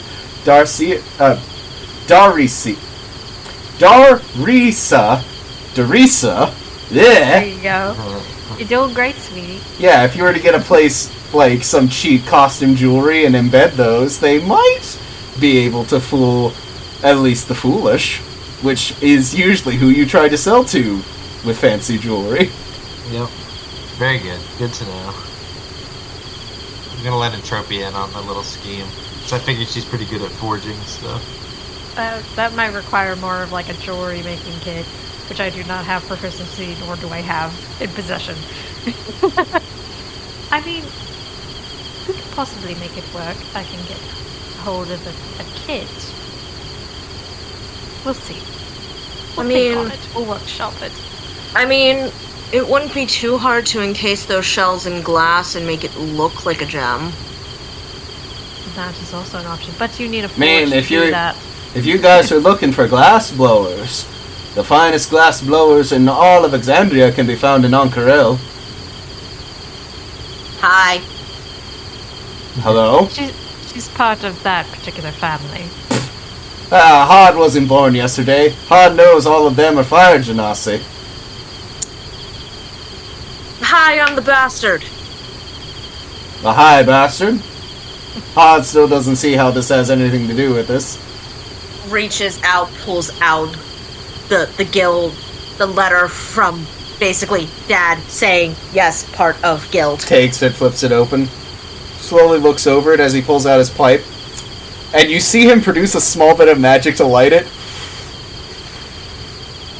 Love it. Huh. Well, I'll be. Hands it back to you. So, yes, hello. Well, apparently you have a skilled glass worker with you right now, so... All we need is the ingredients, really. I mean, if you need someone to ship illicit goods, Hod does know a few people in Darisa. Of course he does. That town is gonna be the bane of your existence. Just by name alone, you're doing great.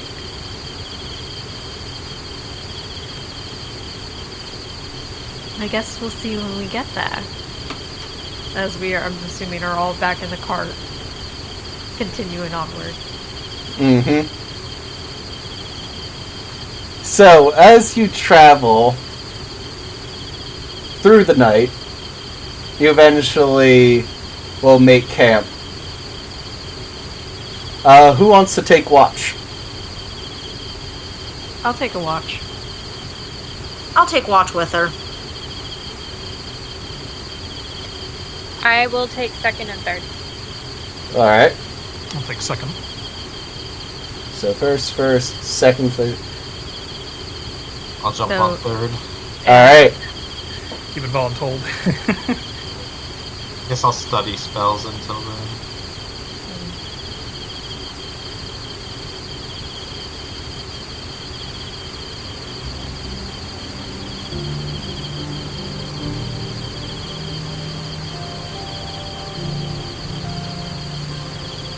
All right. Girl time.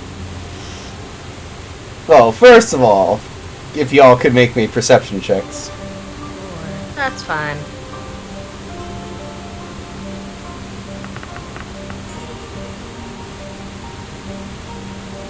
That's 13 plus 11, so 24.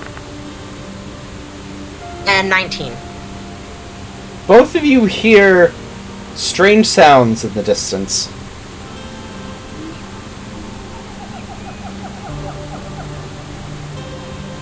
Do we recognize it? Roll me nature checks. You probably would. You have a better chance of knowing. Just because I'm from the area doesn't mean I know the local flora fauna. You should. I definitely don't. 4. I have no idea. 16. Mean, you're not sure what type, but they're apes of some kind out there. It's just more monkeys.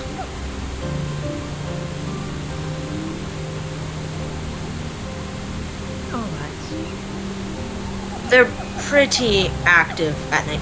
It's not going to be quiet sleeping in the woods. I usually don't expect it. Especially nowadays with our travels.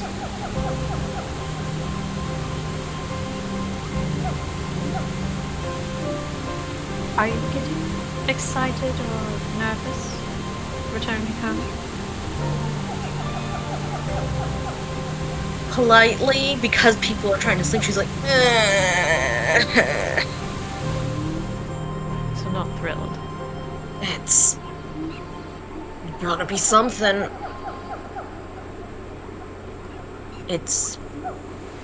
There are parts that I am excited about, and there are other parts I would rather die again.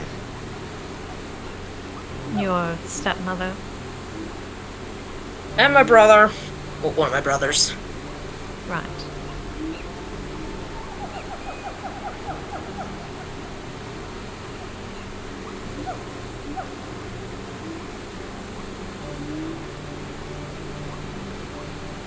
You both hear... Well, I'd say it's less you hear and more you suddenly notice. Oh, 1 sec. You notice how quiet the canopy suddenly gotten. Just starts watching Yeah. the dark to see if she sees something moving. Your perception, you're good enough that you see Hod's asleep, though you see Leroy and Jenkins slowly beginning to wicker and jump around as if they sense something. I'm Are gonna they throw reacting? on my mask of the Raven Queen in case there's any ghosts in the jungle. That, and I was gonna ask, are they... Is there a current... Like, are they, like, trying to move away in a certain direction? Are they, like, reacting Well, to they're kind of... they're hoisted up to the cart, so they're kind of like in place. But is there any way, like... Are they... Sorry. Are they, They're like, jump- trying to, like, shift themselves one way to, like, try to get away but can't? Yeah. Which way are they shifting towards? Like, are they shifting to the left or to the right? Or They're trying to shift basically away from the path. So looking, I guess. So there's looking something ahead of us. Yeah. No, wait, sorry, behind you. Okay.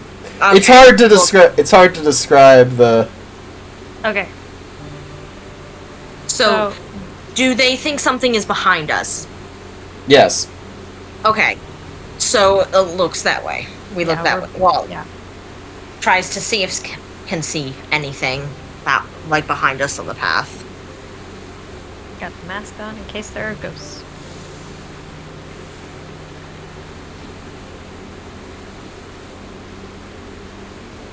As you put on the mask, Entropia, you don't necessarily see a ghost, but you see something like one. You see a spirit burning almost like an incandescent sun that you actually can see shining through the canopies. You almost have a hard time looking directly at it.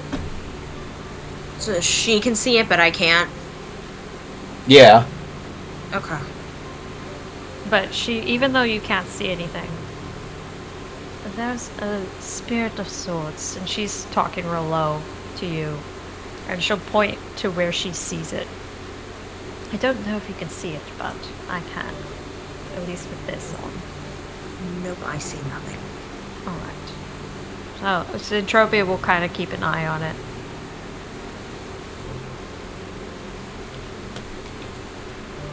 Yeah, like, can she see if it's moving towards us, or is it just moving through the area? It's moving towards you. If you could distract or calm the horses, I'll address this. Yeah, let me see. Am I going to be lucky and have calm emotions ready? Probably not.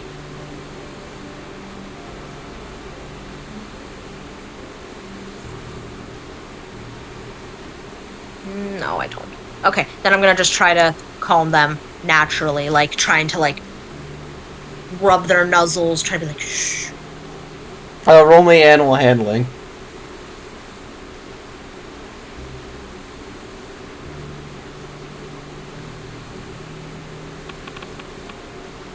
$11.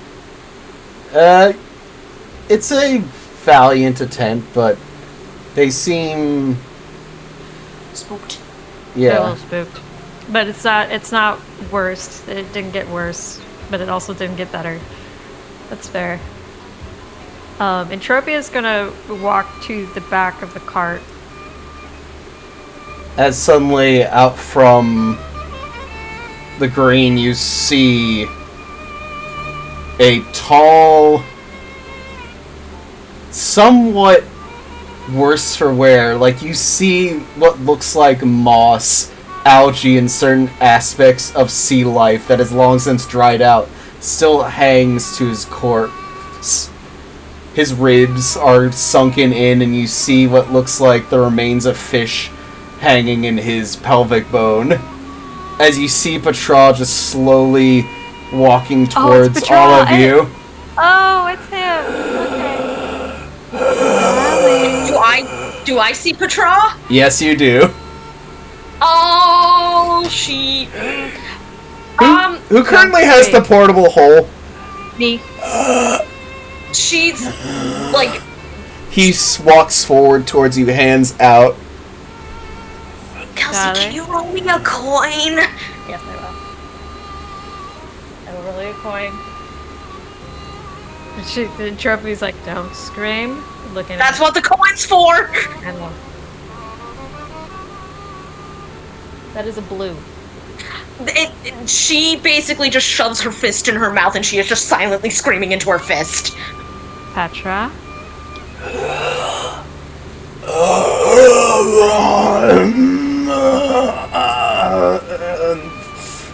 You see, actually, it looks like the section of tendon that was holding his jaws actually come loose. He is falling apart. Karf Sal Karf.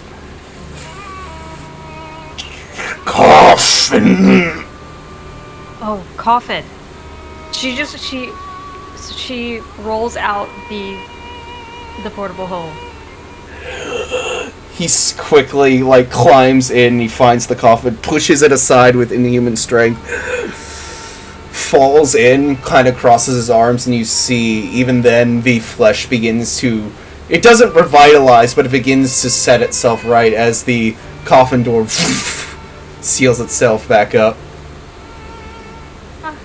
So just have a good sleep, darling. As she rolls up the portable hole, puts it back in her. Okay, well, there we go. Entropia, roll me an insight. Sure. That was weird. That was a little weird. Oh, 18. Yeah, he's probably going to... You are all probably going to have a talk after he's revitalized. Yeah, absolutely. She's like, we'll put a pin in it. We'll talk later. Nassim, you're so tempted to just throw that portable hole off into the river. Oh, it's already, in my belt. That doesn't mean Yeah, That doesn't mean the temptation's not still there. She is, basically squatting next to the horse, his fist shoved in mouth, silently screaming, just because hates mummies so much. I'm so proud of you for not screaming. 1, to spook the horses further, and 2, to wake everyone else up. Hod suddenly sits up. Boys, can you keep it down? I don't know what you mean fighting an undead. There's no undead around here. Now go back to sleep. These dang horses, such a bloodlust, I swear to the gods, he says as he curls up on his cart. These horses wanted to throw hands. Love it. I love these horses. These horses get me. No, did you want to throw hands, or is it you wanted to run the other way? We like this one. He's a good mummy. He's still a mummy. He's a good one. He's So still a to be mummy. fair, I've also been surrounded by undead most of my life, so You have a certain level of numbness towards the concept of death and undead things. Allow me my irrational fear of something that's actually real. Nassim, I'm trying to remember, which of the two you rolled the higher perception? She did. My apologies. Entropia, you suddenly... As you think over how Patrol looked, you suddenly remember that he had bullet holes in him, and it looked like weapon damage. oh, yeah, she's putting a pin in that. We'll address that. Oh, okay, correction. Entropia will address him later. Seam wants none of that. Yeah, we'll address that. We'll put a pin in it later.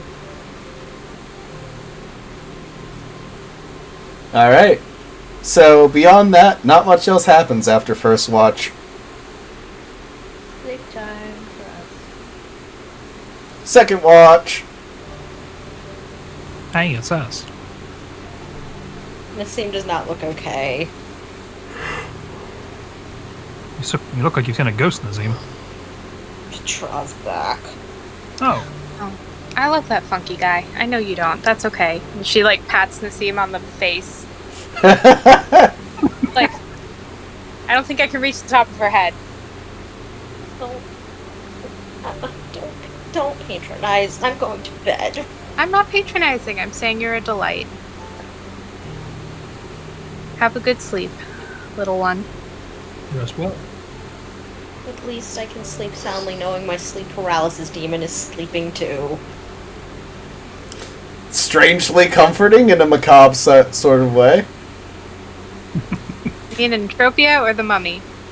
Yes. Yes, indeed.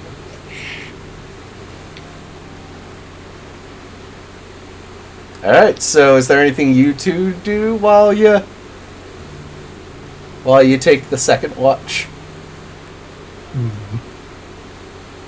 Belgar would ask Jocasta, and he'd be like, so you know the person we're going to go save? Yeah. She was a good friend. For how long? Couple decades at least. I mean, I've known her since... Oh, I was... less than a century. We did See Belgar just blink at that, like, oh yeah, less than a century. And I've now... it's been... somewhere around 360-ish years since I was born. So, you know, we've known each other for... Okay, buckle in. So, we met when we were kids here. You know, we were good in school. So the grown-ups were like, "Hey, be friends with each other. You're socially awkward." It worked. Sort of, as much as it ever does with someone as socially awkward as Jane. Yeah, if anything, you remember, Jocasta, that she made you look social by comparison.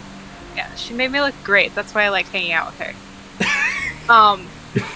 And then, like, we went to different undergrads, but we both ended up at the same wizard school for, like, our continuing education. And that's when we got really close.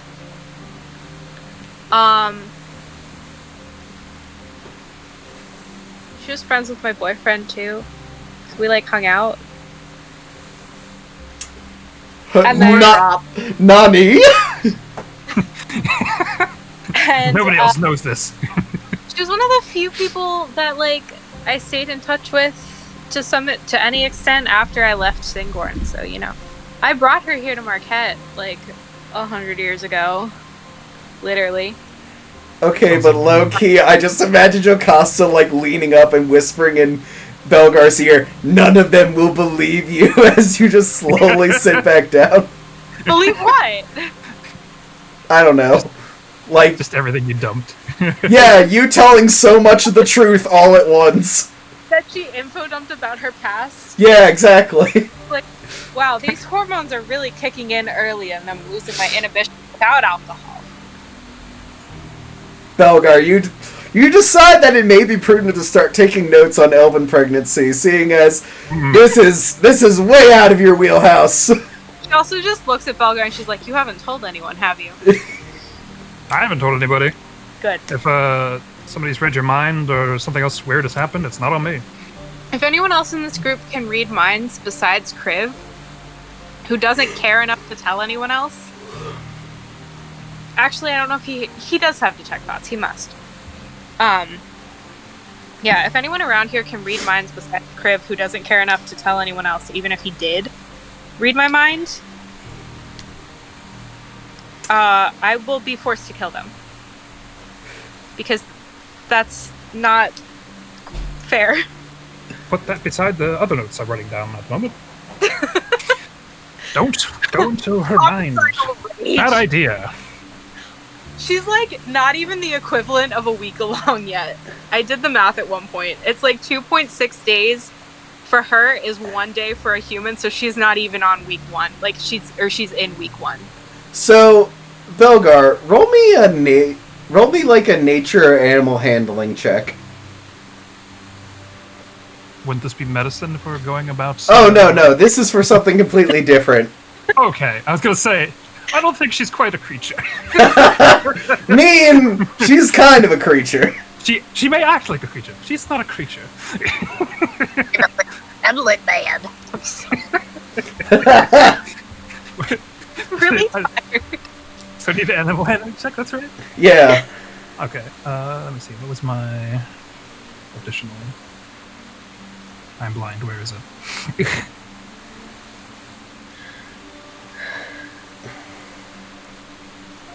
Oh, there it is. It's at the top of my list. I'm just blind. 12.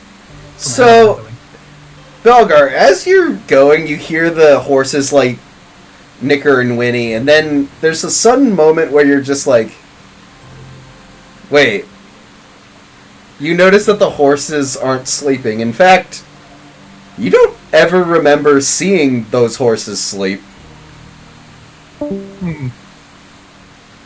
You think these horses ever sleep, Joe? They seem to be always going. Are they magic horses? I don't know. I mean, you'd probably have a better chance at figuring that out than I would. That's fair.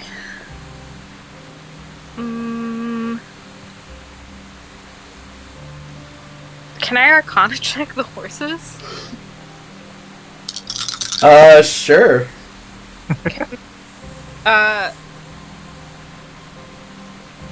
Can Node help me? Sure.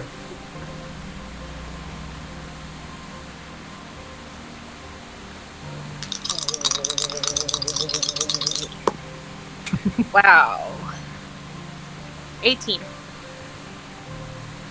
I mean, as you begin, like, going over and sensing different aspects of magic, like, they seem mundane, but as you begin looking into it, it almost seems too mundane. In fact, as you look at them, like, in all of the various hues of magic, you suddenly realize that they're, like, basically magically inert. Are these horses, perchance, frozen in time? Maybe. Can I wake Hod up?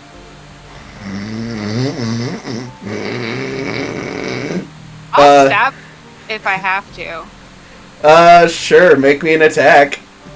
No, I don't want to kill him. Well, yeah, but you still need to make contact with the knife. How do I roll an attack? You could just slap him, you know, as you pull out your knife. Can I slap him with the flat of my knife? Sure, make me a non-lethal attack. How do I roll an attack? That's... okay, so it's like... It's your D20 plus your strength. Oh, so minus. And in your proficiency as well, since it's a knife. Okay.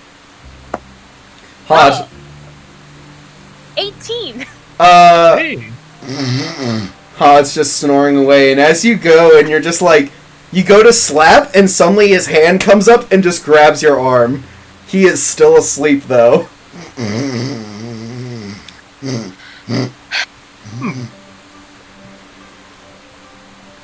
I'm gonna bite him in the wrist that he's holding my hand with. As you reach down to bite, he suddenly sticks his hand perfectly in your mouth, keeping your jaw from coming down. No, I'm just gonna bite the hand that's in my mouth. So yeah, you're trying to bite down. Belgar, this is becoming a weirder and weirder sight the more you look at this. You know, if somebody could do that in their sleep, they ain't normal either. Belgar, free me. I'll try. Well, to Belgar, that sounded like rah rah rah rah.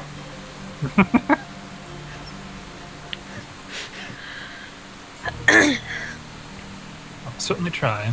Do I have to do anything to free her? Just roll. For the neck. Yeah, just roll me a strength check to basically just pull her away from Odd. Alrighty.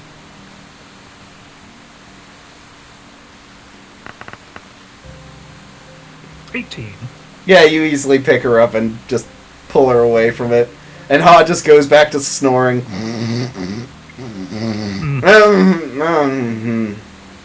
No, Janasa, I swear that...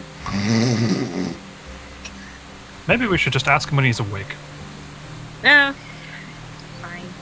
Hod needs his 8 hours.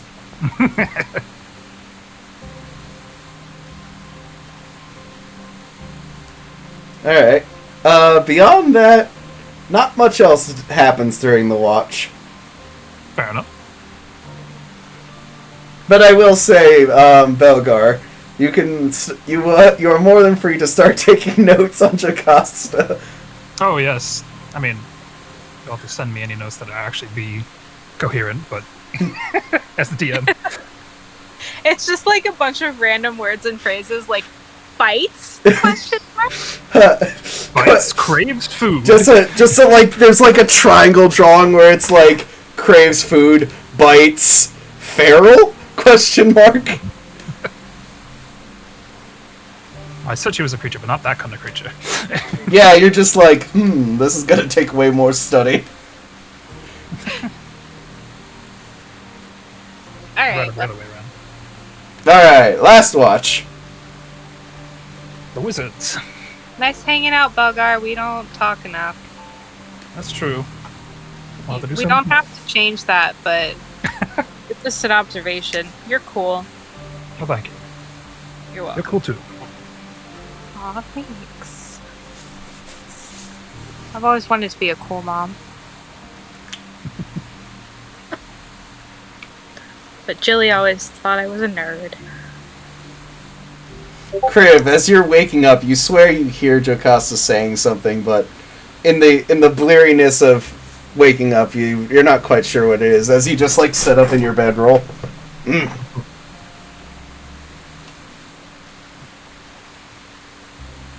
Well. Probably not important. Morning, Crib. Is it morning? Soon enough.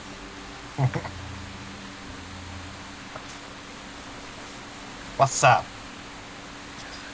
Sky. I will say, Joe, you're starting to get really hungry. I want snack. Yeah, make me a wisdom save to not immediately either start raiding the food stores or... I have rations of my own. Ah, alright. Well, let's see if you succeed on the roll or not. What am I rolling?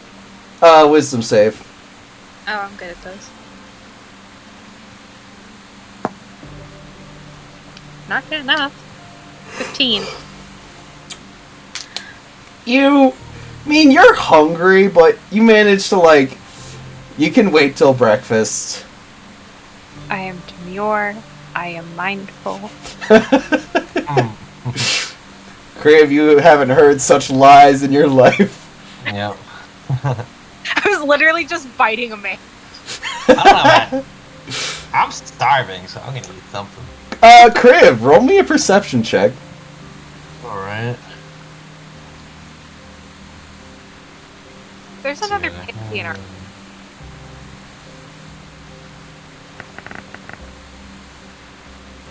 4. 4? Alright, so as you're looking around, near the path, you see what appears to be this large kind of, like, dark bark hanging tree that has these lovely plump-looking, like, white fruits that are hanging off of it. They give off this wonderful sweet smell. Mm-hmm.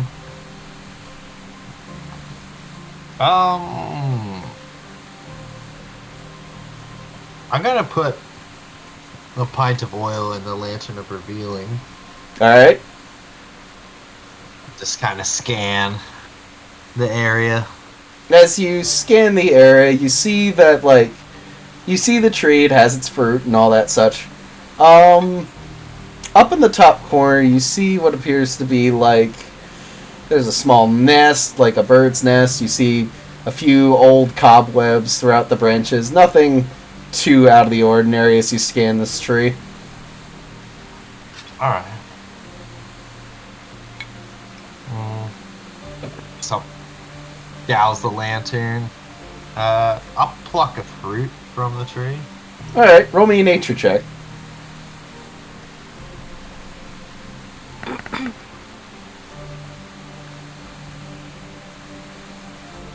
That is a 12.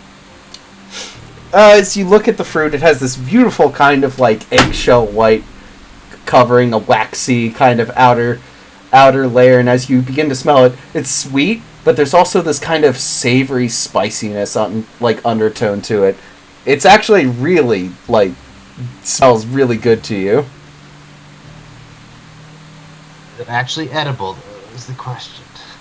With that nature check, you can't tell. The only way you can do it is the old-fashioned way, the way the way Charles Dragwin would have done. Yeah. Natural selection. Do I see this happening? Sure.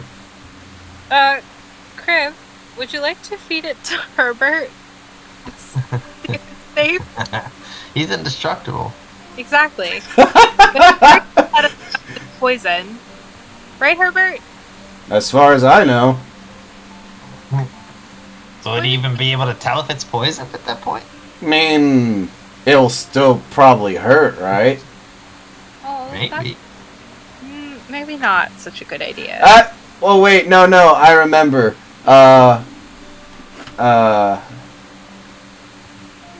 Do you? I think I could tell. Alright.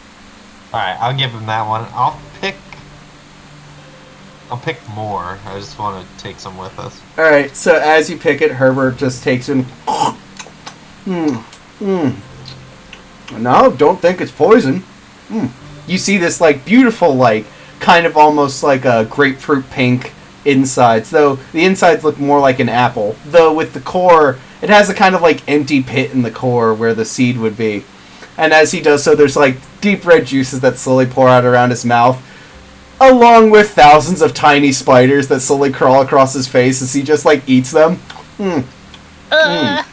No, seems perfectly alright.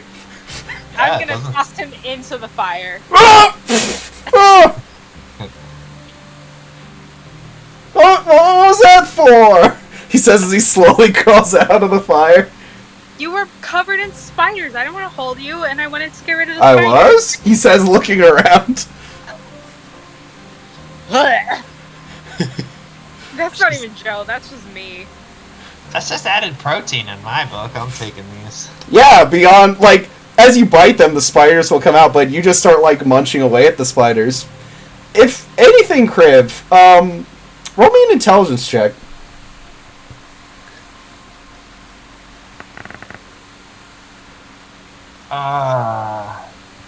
Thank you. So, you remember back from your youth, like, plenty of the little goblin urchins would make what's called spider bombs, where they would usually take, like, little web pods of spiders, and they would use them, like, chucking them at people and freaking them out. You could probably make some makeshift spider bombs with these fruits. Oh yeah. Definitely doing that. As you crunch down on one spider who's trying to crawl out. Not today. Nummy Joe? nummy. Joe is sitting on the far side of the camp munching berries. Did you lose your appetite yet? Yes. Unfortunately, I'm still hungry. Well, these are pretty damn good. I'll pass.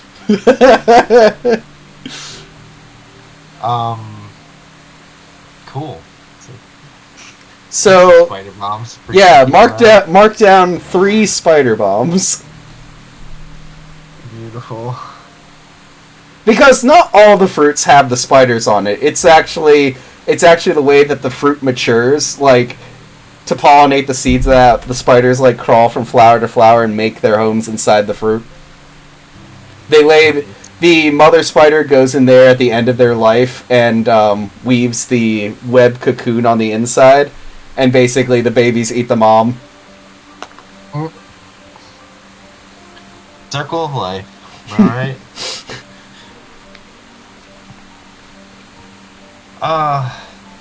So, Jocasta.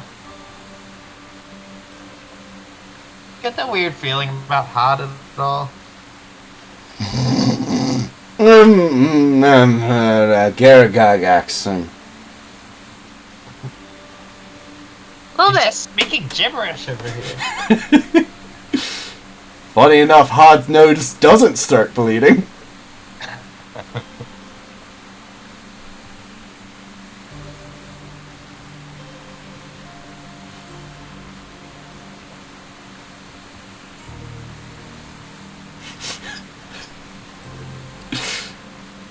Well, Joe, do you think there's something weird with him? I said I did. Oh. I bit the man and he didn't wake up. You weren't there for that, Kriv. That's concerning, but not necessarily unusual. In hobgoblin culture, anyway.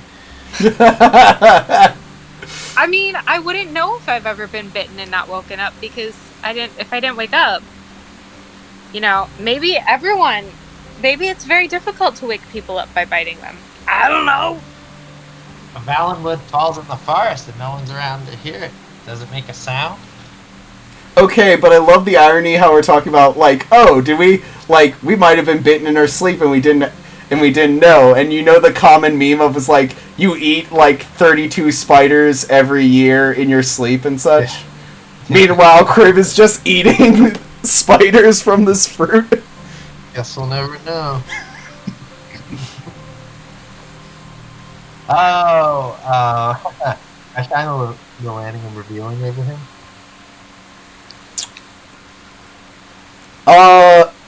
As you shine the light over him and the horses, there's almost this weird kind of light diffusing effect where you still see them, but their shadows seem far longer than they should be. Do you think he's from another plane of existence? Yeah, that ain't right. Is he like a shadow being? Alright, I cave. I'm gonna detect thoughts him. I don't want to see weird dreams, but... Well! Be prepared for some weird shit. I'm always prepared for weird shit, but never quite prepared enough.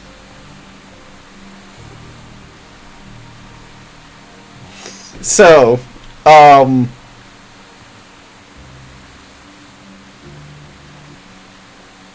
Is there any way I can make sure that he stays asleep and unaware that she's in his mind so she can get as much information as she Oh, I'm gonna just tell you flat out, he's gonna remain asleep through all of this. Nice.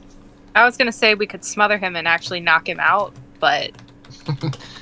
There's a fine line between that and murder, but I like it. Yeah, well... It's on brand. Yeah. Alright, I want to know. A little bit. I want to know about this stranger like me. As soon as you enter the mind, you suddenly walk out and you see just endless, empty, white.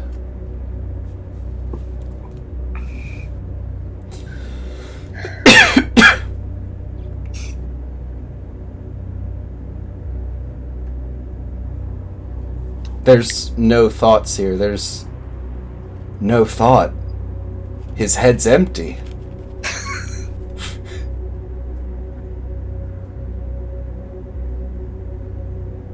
I am in pain.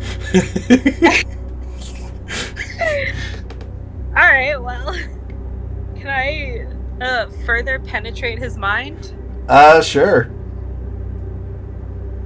Is it still head empty? It's like the deeper you go, there's multiple layers of emptiness until you get about like 5 layers down, and then you just see a small music box.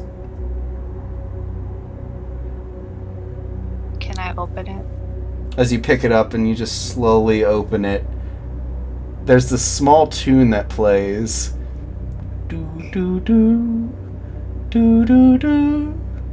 Do do do do do do do do do do do do do do do do do do do. And the tune continues. I don't know what that means, but yeah, sure. You have no idea what this is. Ah. Kelsey told me what it was. Out of game knowledge only, don't worry. Yeah. I will say, you just keep going down, and there are more layers here than a mortal mind should have. Interesting. I will. You're talking Well, an ogre. yeah, he has multiple layers. But I will say, about like 16 layers down, you actually find someone else. Gotta get out, gotta get out, gotta find, gotta get out, gotta get out, get out, I'll get out, I'll get out. And you see what looks like a king slowly scrambling through the void, digging at the ground. Can I just like poke? It keeps going. It just keeps going. He thinks he can keep me here, but he can't keep me here. Hey, bestie, how you doing?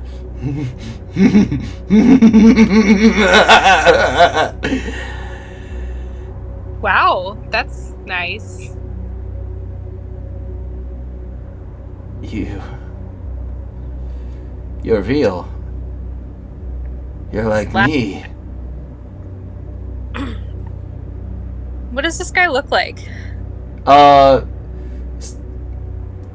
Kind of like, I'll just say from your passive history, you know this is from, like, he looks like he's from the, is it Dressar? Just early, Wow. yeah, Dressar dynasty of Taldor. That's when I was born. Yeah, Oh, hold on. Jurassic Dynasty? yeah, that one. Yeah, that's when she was little. Yeah. Little baby Joe. Interesting. Who are you? I don't remember. Oh, My men called me king. I came with hundreds and thousands. We marched.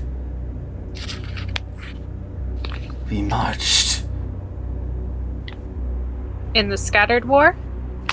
Yes, a war. There were you, an elf. Yep. He slowly reaches down to his side, and you see a long since rusted scabbard. No, it was over. Long time ago.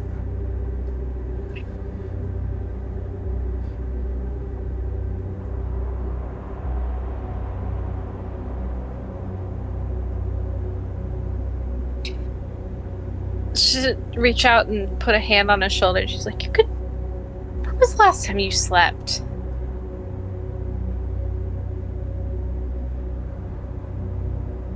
Because you should maybe do that. I slept last night. As he looks up, and you see that there's like this pale white sun that has not moved the entire time you've been here. Uh-huh. Okay. Maybe just a nap then. You seem tired. A nap. Yeah. Just lay down. Take a nappy nap. As he lays down, that's what the men said. They were just going to take... And suddenly 1,000 voices suddenly arise as you see from the shallow earth, bodies just slowly rise up in a state of desiccation, dried out. A nap, as it echoes out to the infinite corners of this place. Huh. As you see at the very distance, one remaining soldier standing. A nap. A dream. That is it. It's just a dream.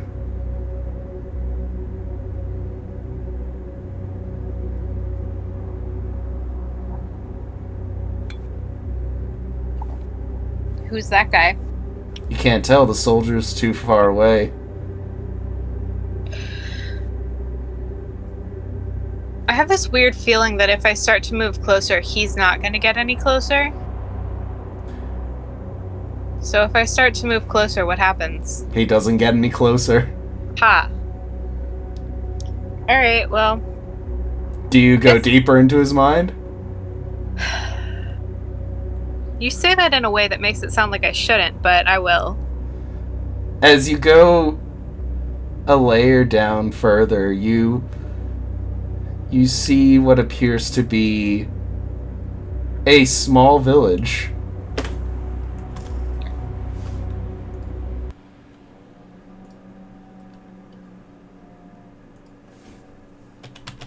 What kind of village?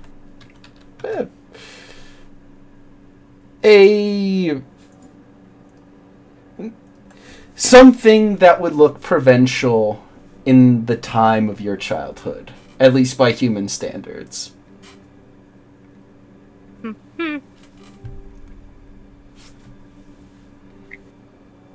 If I enter the village, what do I see? I guess. You see buildings, you see a market square, large pillars hanging things, and you see what appears to be a statue of the king.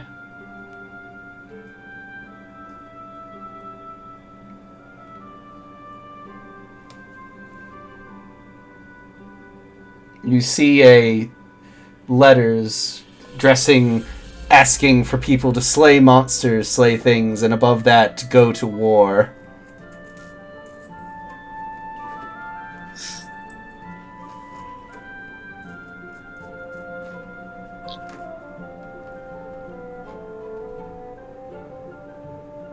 As you slowly walk over towards the main pillar, you suddenly notice a cart driven by 2 horses.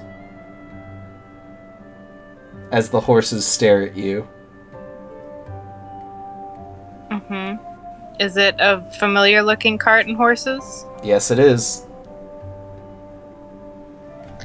Can I walk up and pet their noses?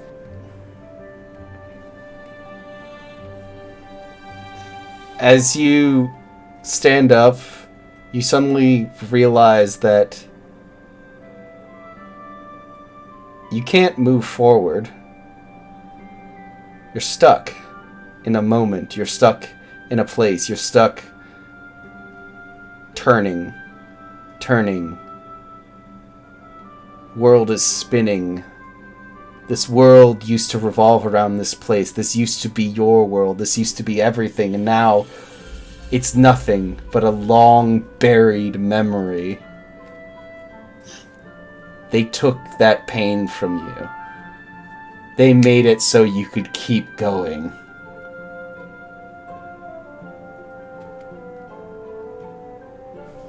Would you ruin that?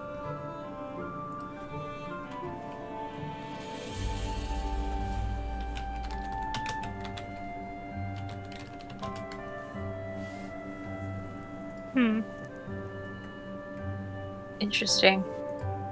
I will end the spell. As you suddenly come back out. It is well past dawn, and the rest of the party is already awake. Wow, what? That is like the most normal dude I've ever... Like, he's such a Chad. Oh my I goodness. just rolled his eyes.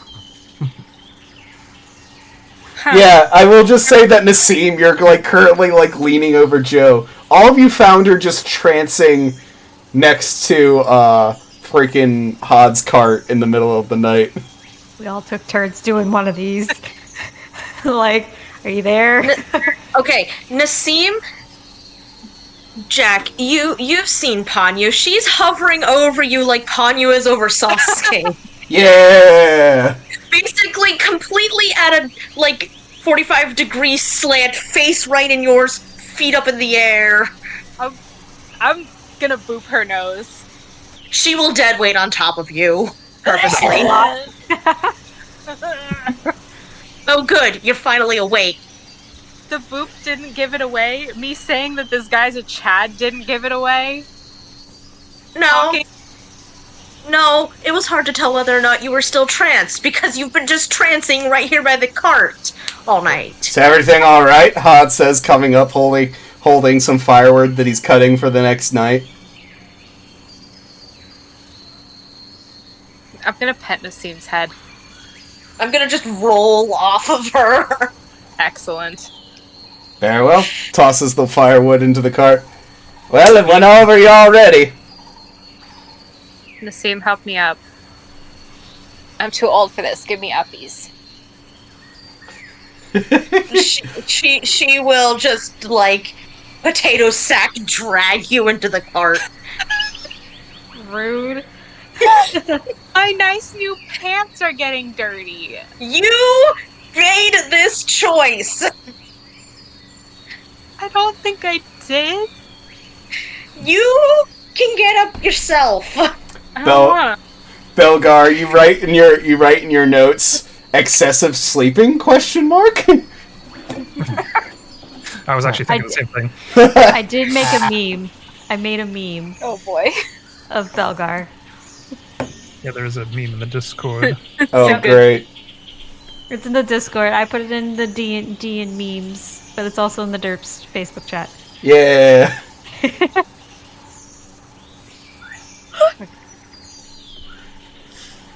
Alright, well. Now that I've been deposited on the floor of the cart, I guess I might as well take a nap. Underlines! Are you good? What else am I supposed to do? I've spent 85 hours copying spells. I need a break. Are you gonna entertain me, Nassim? What are we gonna do? Play rock, paper, scissors until we You get know, to my Ha- friends? Yeah? Hod knows a great way to distract. Oh, We could look for license plates that start with each letter of the alphabet. that's ridiculous. What's a license plate? That's something that'll happen later. I mean, what? Jocasta, do you need any coffee or tea or something? I thought we were leaving. I mean, we're like on. Man, Yeah. here, Leroy. Here, Jenkins. I mean, takes I'll take like that. Oh. takes like a metal like coffee pot, and like with her monk abilities, her hands just start heating up. You can see the bottom of it get glowing a little red. I can just I can make it to go. Jocasta, roll me an intelligence check. To decide whether or not I think that sounds disgusting. No, it's actually a matter of practical. Something I would think Jocasta would think more in the matter of practicality than anything else. Can Node help me? Yes.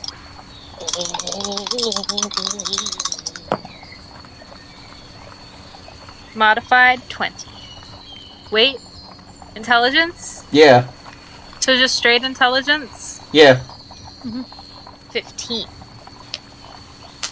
Seems a bit impractical to make Nassim have to heat up an entire pot of tea if you're just making them for individual cups of tea.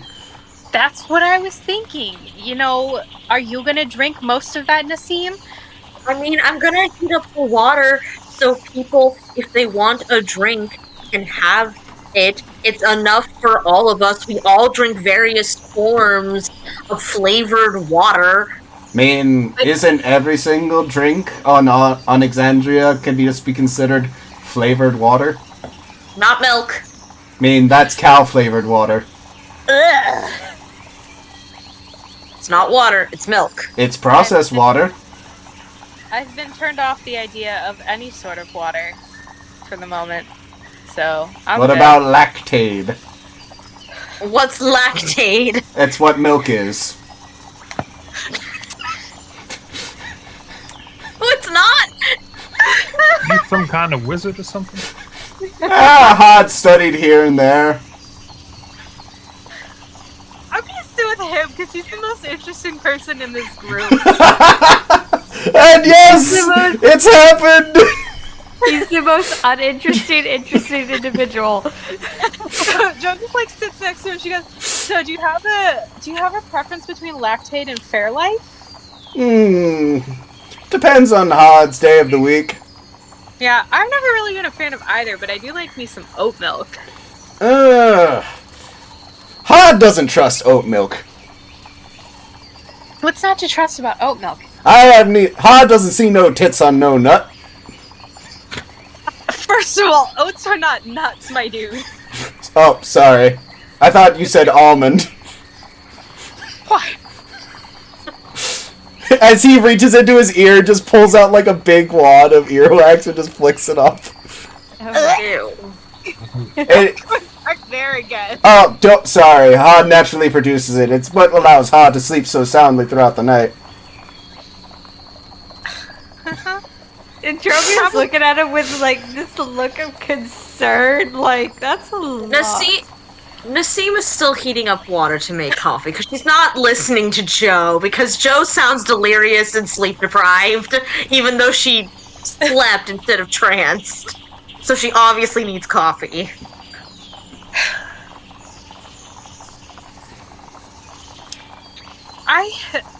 I'm sure. Have you ever tried to market the excess wax? Man. It wouldn't be anything that could be a sustainable form of income. I mean, Hod is only one Hod, and an entire hive of bees can outproduce Hod. Right, but you know, you could form a small but trustworthy market, maybe. I mean, what is the market for human earwax? For earwax? Human earwax? He says, holding up a big, like his big meaty hand finger. Human earwax. No, Burger. the earwax itself. Well, you know, maybe it might be a spell component for one thing. Is there a spell? I'll find out. I'm gonna look it up. Oh dear.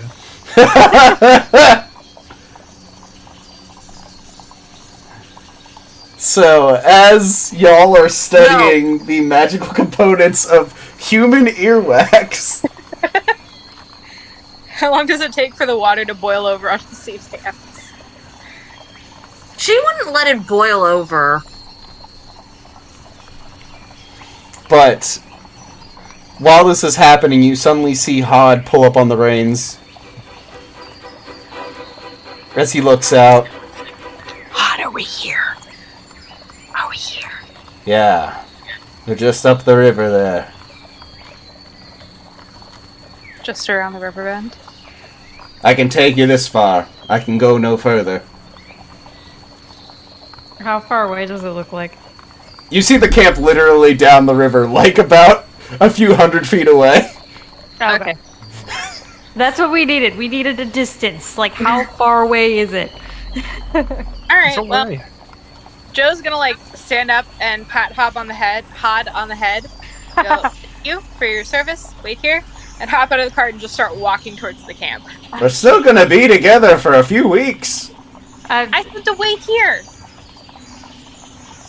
Entropia is immediately following after Jocasta. Oh, sure. Yeah. Here What do go we again. see about the camp as we approach? You see a series of rough-looking Marquesians in various states of basically rabble-rousing and raucousing, drinking, and some are at the work of hanging up what look like bloody pelts and draining humanoid-shaped bodies of their blood. So sad and disgusting. Hey, do you guys want to sneak up and I'll be a distraction? I was already intending to sneak around. Yeah, you were a good. Maybe? Sneaking? Crib, Belfar and I will let's go to the distract. treetops. Yeah, you and Chris can fly, and me and Belgar can Be the stomp our cops. way in and distract. Belgar, you're my de facto meat shield in this situation. I mean, it is what I do. Thank you.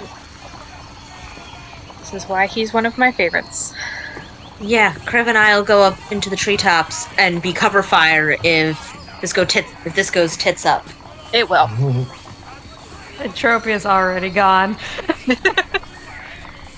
Just blink, blink, blink. Yeah, you see the Outline. blinking outline of her, of where she was. She was there, now she's not. All right, Sneak. Belgar, my plan is to be as bizarre as possible. Can you roll with that? I mean, you succeed on that sometimes already, so yeah, I can roll with that. Excellent. All right, so if you'll just divert your attention up to the top right of the Minch, you'll see the camp currently the way it is. As you see, Add our tokens. oh yes. Add our tokens. please. Our tokens are to the right of the ship. If we want to just move them over. I didn't even wait. Here, I can Oh, there they are. I see them. get them all at once. Oh, I've already Whoop. started Entropia. But I believe Jocasta said she wanted to go foist. To be weird. Can Kriv and I and Entropia position ourselves where we are Sure. hiding? How high up can Kriv and I get to be hiding in the treetops? I mean, you can get all the way up there. I just would need you to roll me stealth checks. Okay. But did we want to... Like, you guys can get up there, but basically as you approach the camp, you need to make higher and higher stealth checks. Okay. So, I will basically allow... Oh, yes. Stealth. Natural one. So, I'm going Nassim... in the opposite direction of it. So, actually, Jocasta, while you were about to go up, Nassim, as you're floating through the treetops, suddenly you're just like, you look down and you see, like, something catch your foot and you shake it off, and then suddenly you hear, as a net suddenly grabs you and you fall to the ground. Ah, we got another one, lads! Another nice credit to... As one of the poachers suddenly comes up and sees you, Nassim. Oi! Oh, that's no eight! Oi, boss! There's some blue lady over here! Can you let me down, please? Actually, you know what? Never mind. She's actually gonna... See, do I have a knife on me? Let's check that. Oi! He pulls out. Actually, he pulls out a gun as soon as you start to reach for some. Nah, easy now. I mean, I can cut myself loose. No. See, we're in an interesting situation here, so if you could just wait. Actually, he actually reaches down, grabs the net, and just starts to drag you towards the center of camp. I'm just gonna sit here. I'm gonna look in the general direction of my friends and be like, anytime you're ready. She's just sitting here bored, like, give me the signal, I'll fuck their day up. I have an idea. Well, tell on, what was all that belly aching about? And, Jocasta, you see the guy who was torturing your friend in the scrying walk up to Nassim, and he looks down. My. What a strange and rare catch we found. What do you think, lads? Do you think we could get a good... amount for her pelt back, Canon Corel? And you hear them all cheer. You sure you want to do that, buddy? Why wouldn't I? You're out in the middle of nowhere, dear. Yeah, but the problem is, I may be outnumbered, but you're outmatched. As he reaches down and pulls out his cutlass. Uh-huh.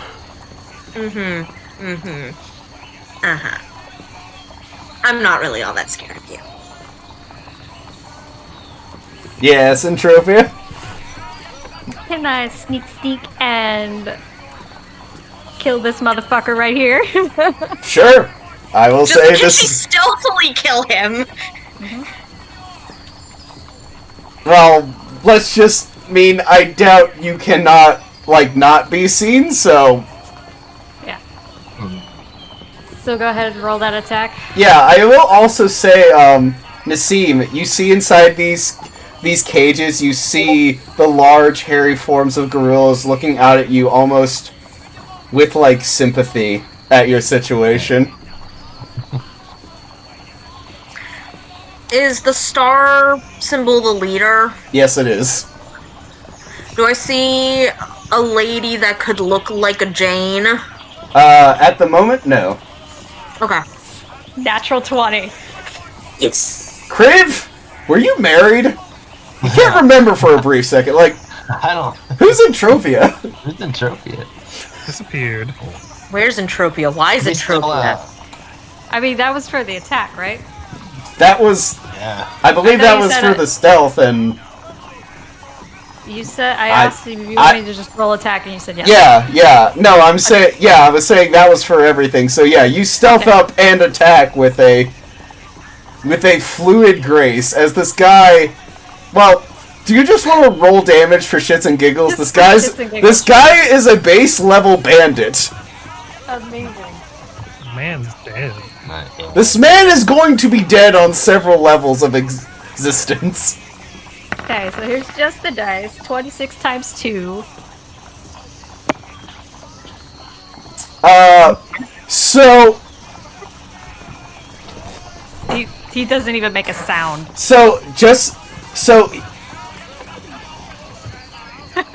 Willard had a rough life. He tried to become a scholar.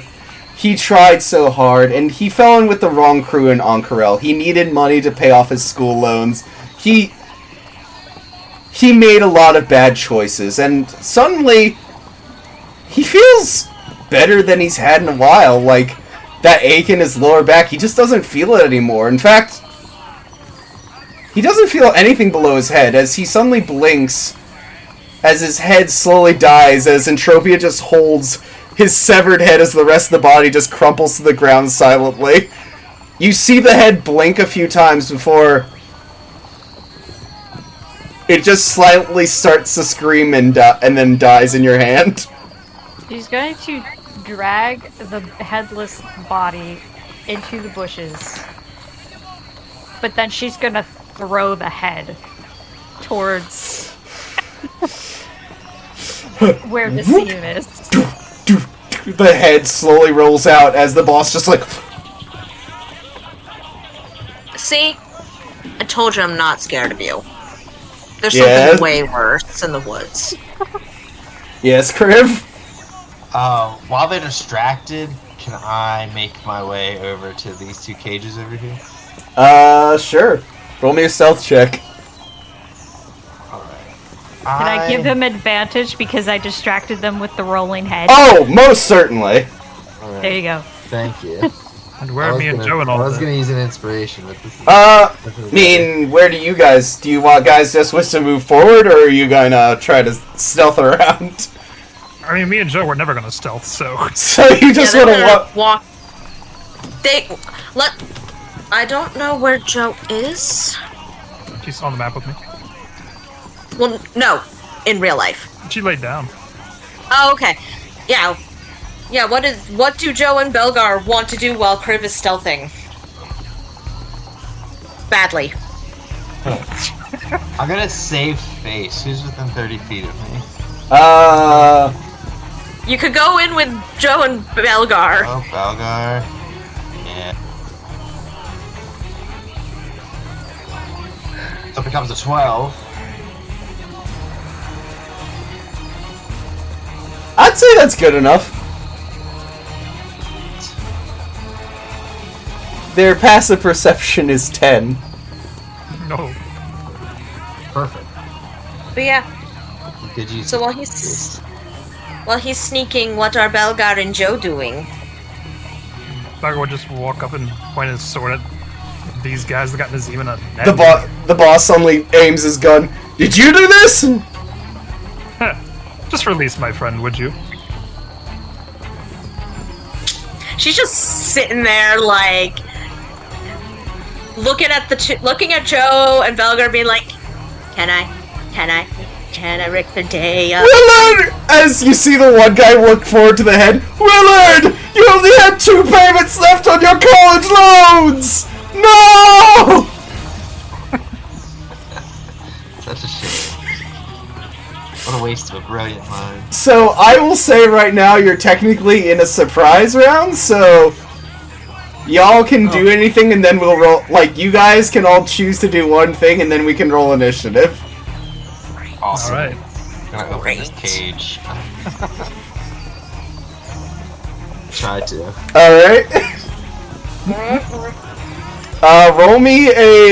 Roll me a sleight of hand, Kriv, as you work at the simple lock. This I am going to use an inspiration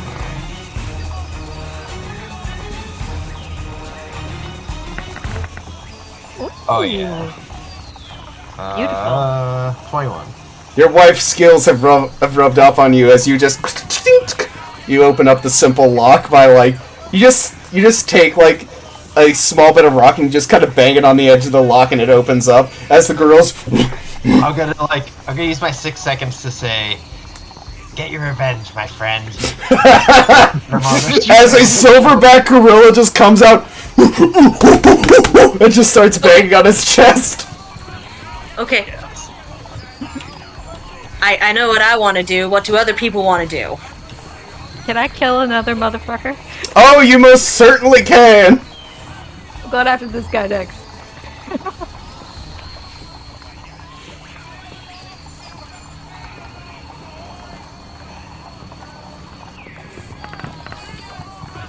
A 28 to hit.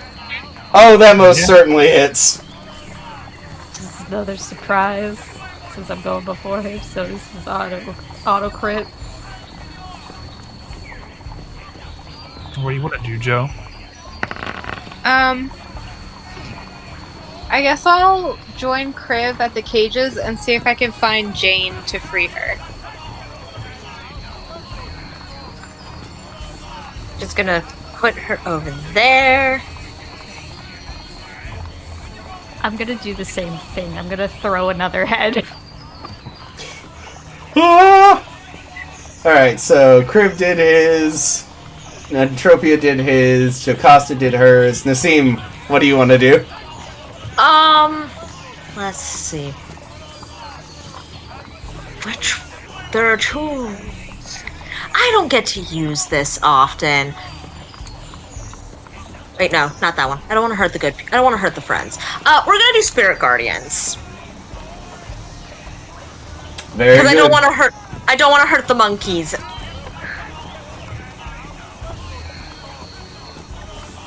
I mean, your spiritual guardians wouldn't hurt the well, no wait. That's why you're choosing spiritual guardians. Duh. Yes. Yeah, because my other thought was Thunderwave, but they're all within the range, and I don't want to hurt the monkeys. So, Spirit Guardians. So give me that wisdom save. They are so wise. They are so wise with their standard 10s across the board stats. We're doing great. Alright, shit! The boss rolled a nat 20. Well, he'll take half. And the grunts rolled 11. They'll take normal. I mean, it makes sense. He is the boss.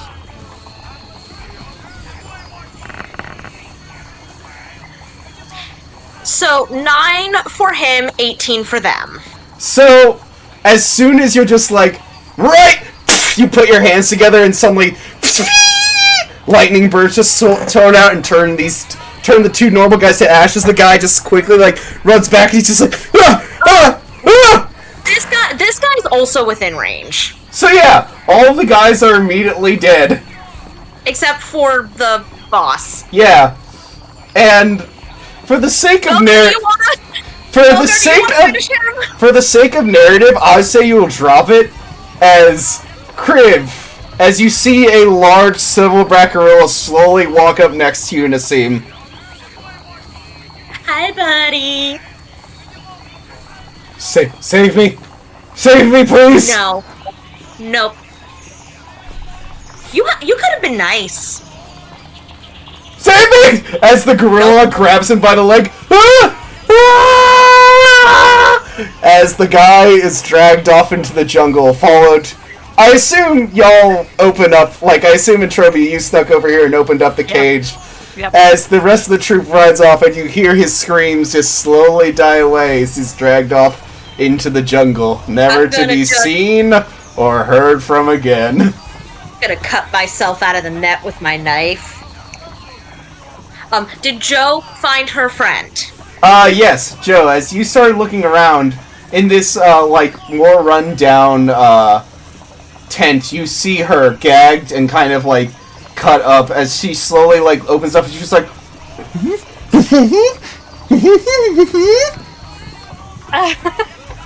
Joe will, free her, obviously. Jocasta! What is going on? Hello, darling. Let's get you cleaned up. Belgar. I will certainly help. She looks awful, doesn't she? Yeah.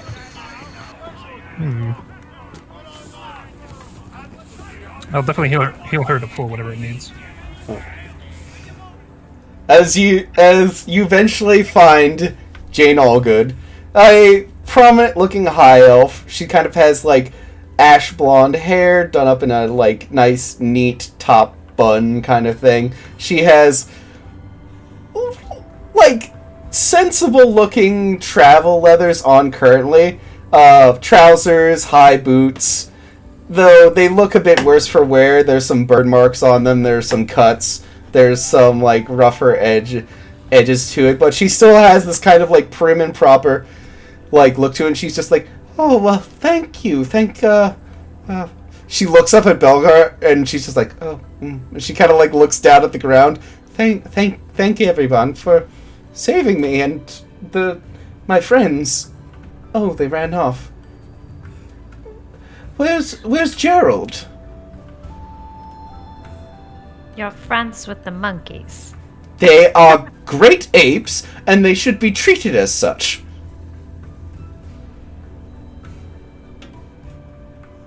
Right. But You'll yes, have they to- all run off. Oh, go ahead, Jeff. Did you see, oh, I'm apologizing. The male, Gerald, did you see where he went to? Was that the big one? With the gray silvery haired back, yes. He took the main guy off into the woods. Oh dear. About that way. Oh dear.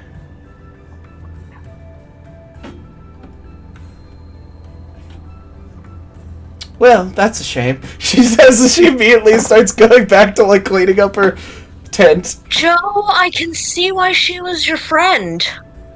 Yeah, she's even weirder than I am. Well, She that's- says that with a note of pride. Well, it's the weird people who make a difference in the world, isn't that right, Jocasta? Absolutely. Well, I have to find some way to thank you. What about your ship? What are you doing here? Who are these people? Oh. Well, first of all, I did bring you here at least 100 years ago. And Has it really been that long?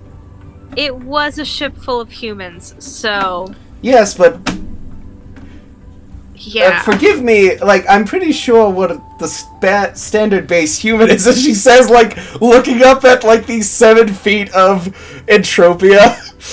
I'm pretty sure it has 6 foot. Not 6'2". She's not 7. Apologies! She's just gonna keep getting taller, guys, over time. Okay, just looking up at the sheer Mount Woman, which is Entropia, with her black sclera. These don't look like your old crewmates, and I suppose they wouldn't even still be alive at this point, would they? That's the point I was trying to make. Also, Elson got them killed. You remember, right? Little punk. My Yes. How you two are siblings, I can never tell. I would make a joke about opposites attract, but that would open another can of worms that I don't want to talk about. Quite. You'll have to meet my kids someday. Oh, you have children? Yeah, too. Oh, well, that's nice. I never found the time for it myself. That does not surprise me. I'm shocked I did. Granted, she says as she kind of, like, begins to play with her hair as she starts to, like, look over at Crib. He's married. She's got. Oh, shame. To that one. She was at Entropia. I saw what he did. He saved Gerald. I saw him through the hole in the tent. Yeah, these guys aren't all bad. Oh, yeah. Have finally birthed from the net.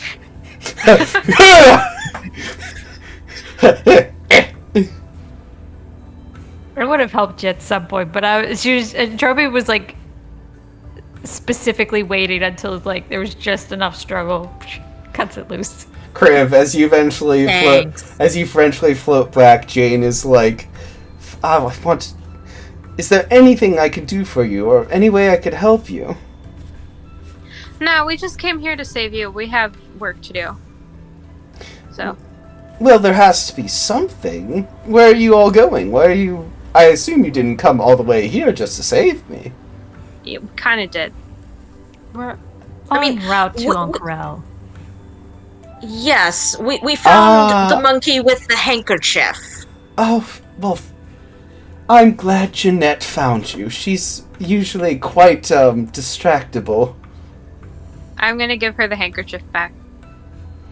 She takes it and she begins to dab the blood on her face.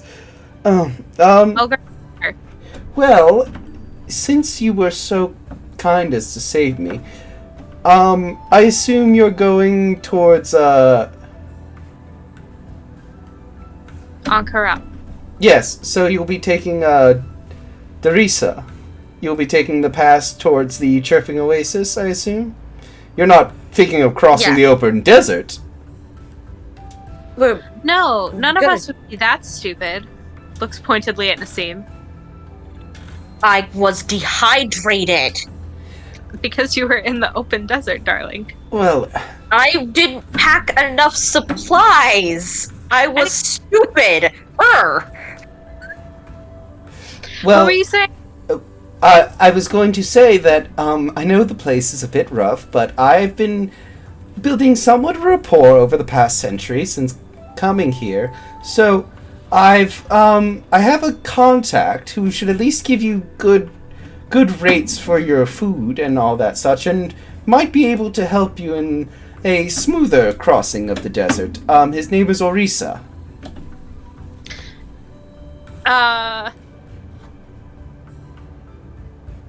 Does that name sound familiar? Roll me a history check. I mean, if I have to roll a check, then it's not who I was thinking of. Let me see if I can find it. You know what? Whatever. I'll use a portent. 25. Who were you thinking of? Just so I'm... I don't remember the name of the guy that Joe was betrothed to, but it's similar to that, and I was concerned for a moment. So the reason it sounds familiar is because it's like, you know how sometimes families will name people similar first names? Uh-huh.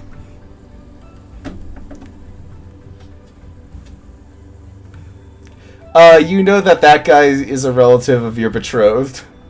Fuck. Hey, Jane. Are you interested in an arranged marriage? Oh, no. I have so much work to do. I can't think about marriage. Fair enough. Dang it. I wonder if Elson would be interested. But speaking of Jocasta, there's something that I think you would find much enjoyment is. if you were just to here, she pulls out your map, and if you actually look on the map, she marks where this little like triangle is. There's some old ruins that I came across a while back while I was helping a friend. These seem right up your alley. You know, lost languages, the old, what do they call? The, Rakan? Was it? I believe it's Rakanish? It was, I was more interested in the living things in life, and you were more interested in things that have passed already. I just thought it would be something that you would be somewhat interested in. Probably.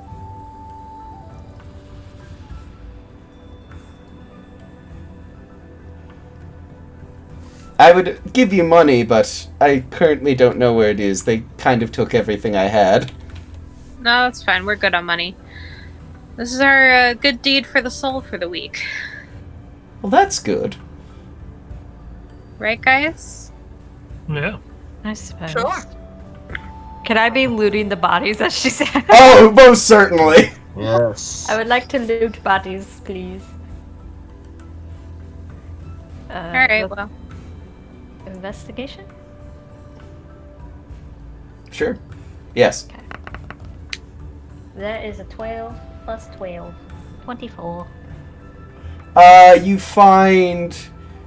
Between all of the bodies, you find about four simple pistols, 4 cutlasses, or at least what remains from their, either eviscerated or atomized, electrified bodies.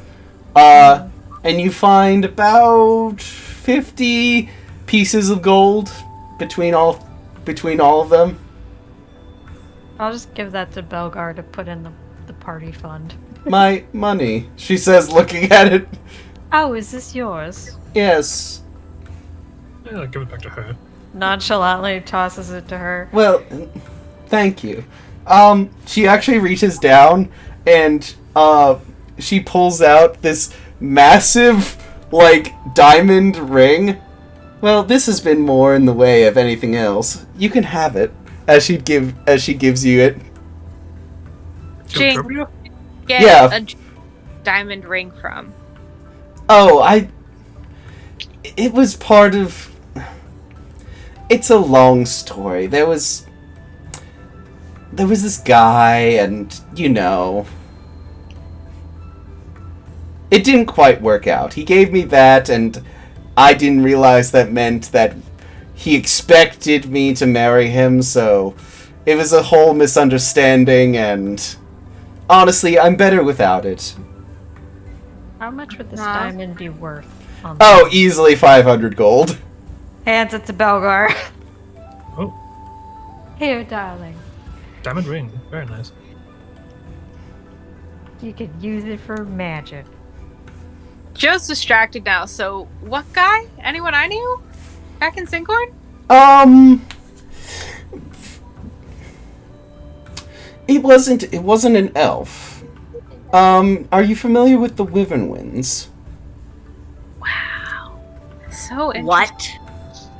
Yes, What? they were... What?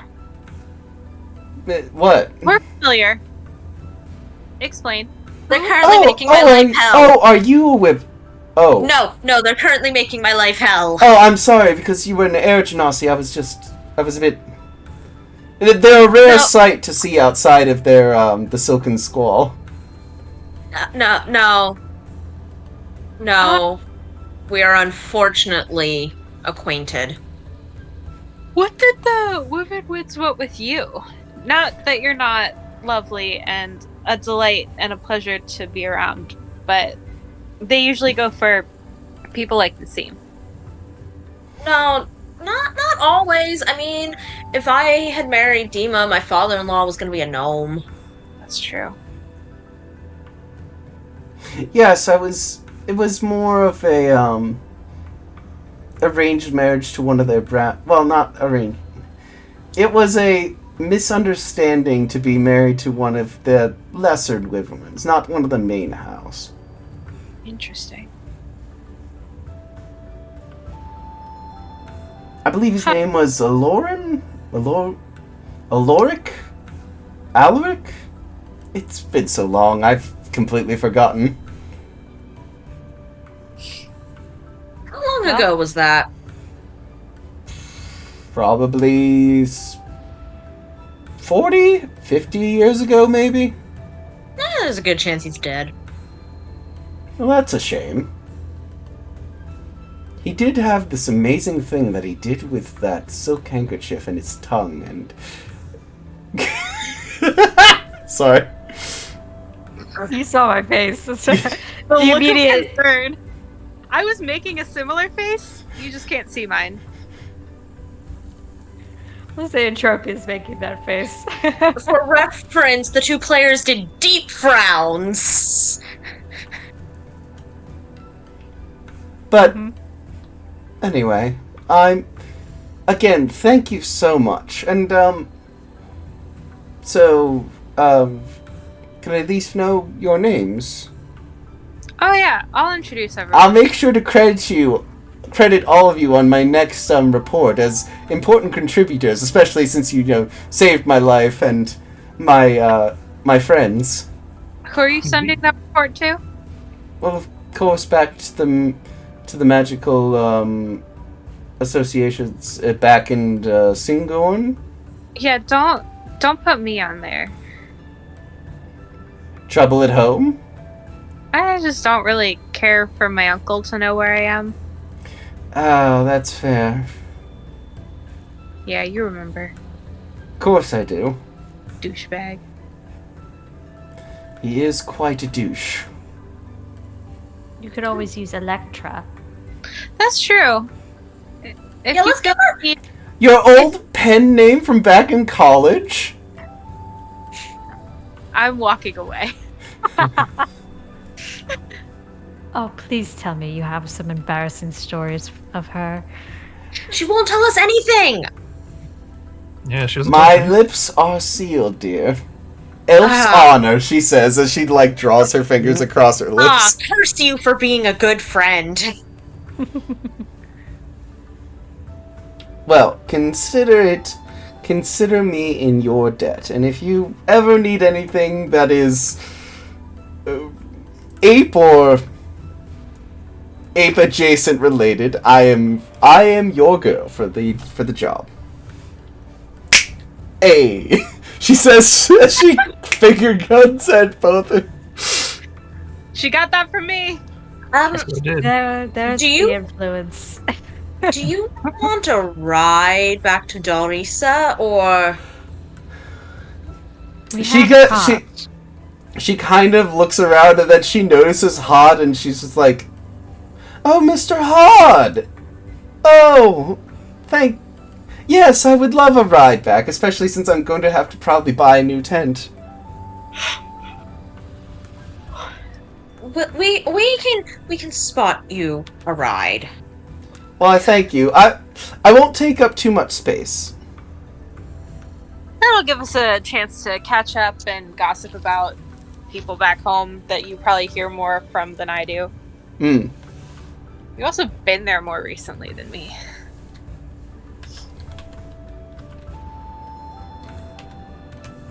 So, she's gonna Joe is fully gonna link arms with Jane and just steer her back to the cart. Amazing. Alright. We will now make our way to Dorisa. Indeed. My chat's like, a pen name. I wonder what kind of stories Joe wrote. Turns out was it was fan fiction. Just nothing No, but fan fiction. Pure smut.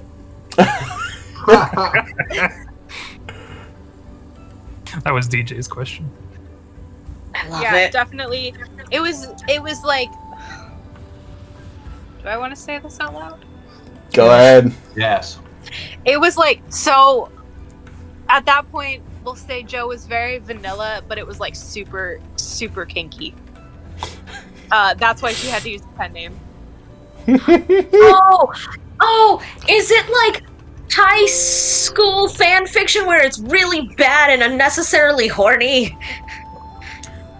It's just horny. I don't know if it's Okay. bad or not. Just real Probably. horny. It's very horny. On main. No subtlety. Hercule has a collection of it in his library. It's amazing. Of course he does. That sounds about right. Joe just doesn't know it yet. Awful. I love and hate that for you.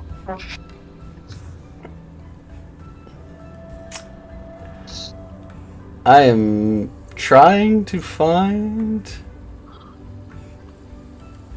You're trying to find a thing? Yeah, I'm trying to find the name I wrote down for Jokasa's arranged marriage thing. Because I wanted to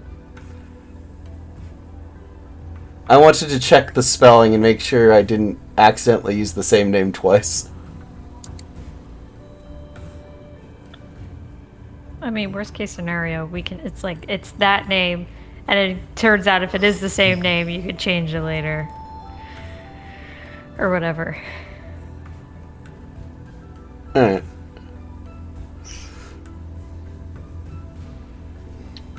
He could also. It would be really funny if her friend was just Joe's arranged thing. Ha! Alright, so you get back to Hod, who's just like, well, all ready to go. Mm-hmm. Sure are. Well, back on the road then. Here, Leroy. Here, Jenkins. And since that was pretty much all I had planned, I guess this is where we'll call it a night. Okay. All right. Next session, we will pick up in Darisa. Cool. Nice. On the way. Alright, so let me just mark off the 2 days rations. And, well, thank you all so much for watching. We are social medias. Yes, we are DnDream roleplay everywhere. Our stuff is down in the link tree down below. I also stream art on Fridays. Anyone else have anything else to say? Yep.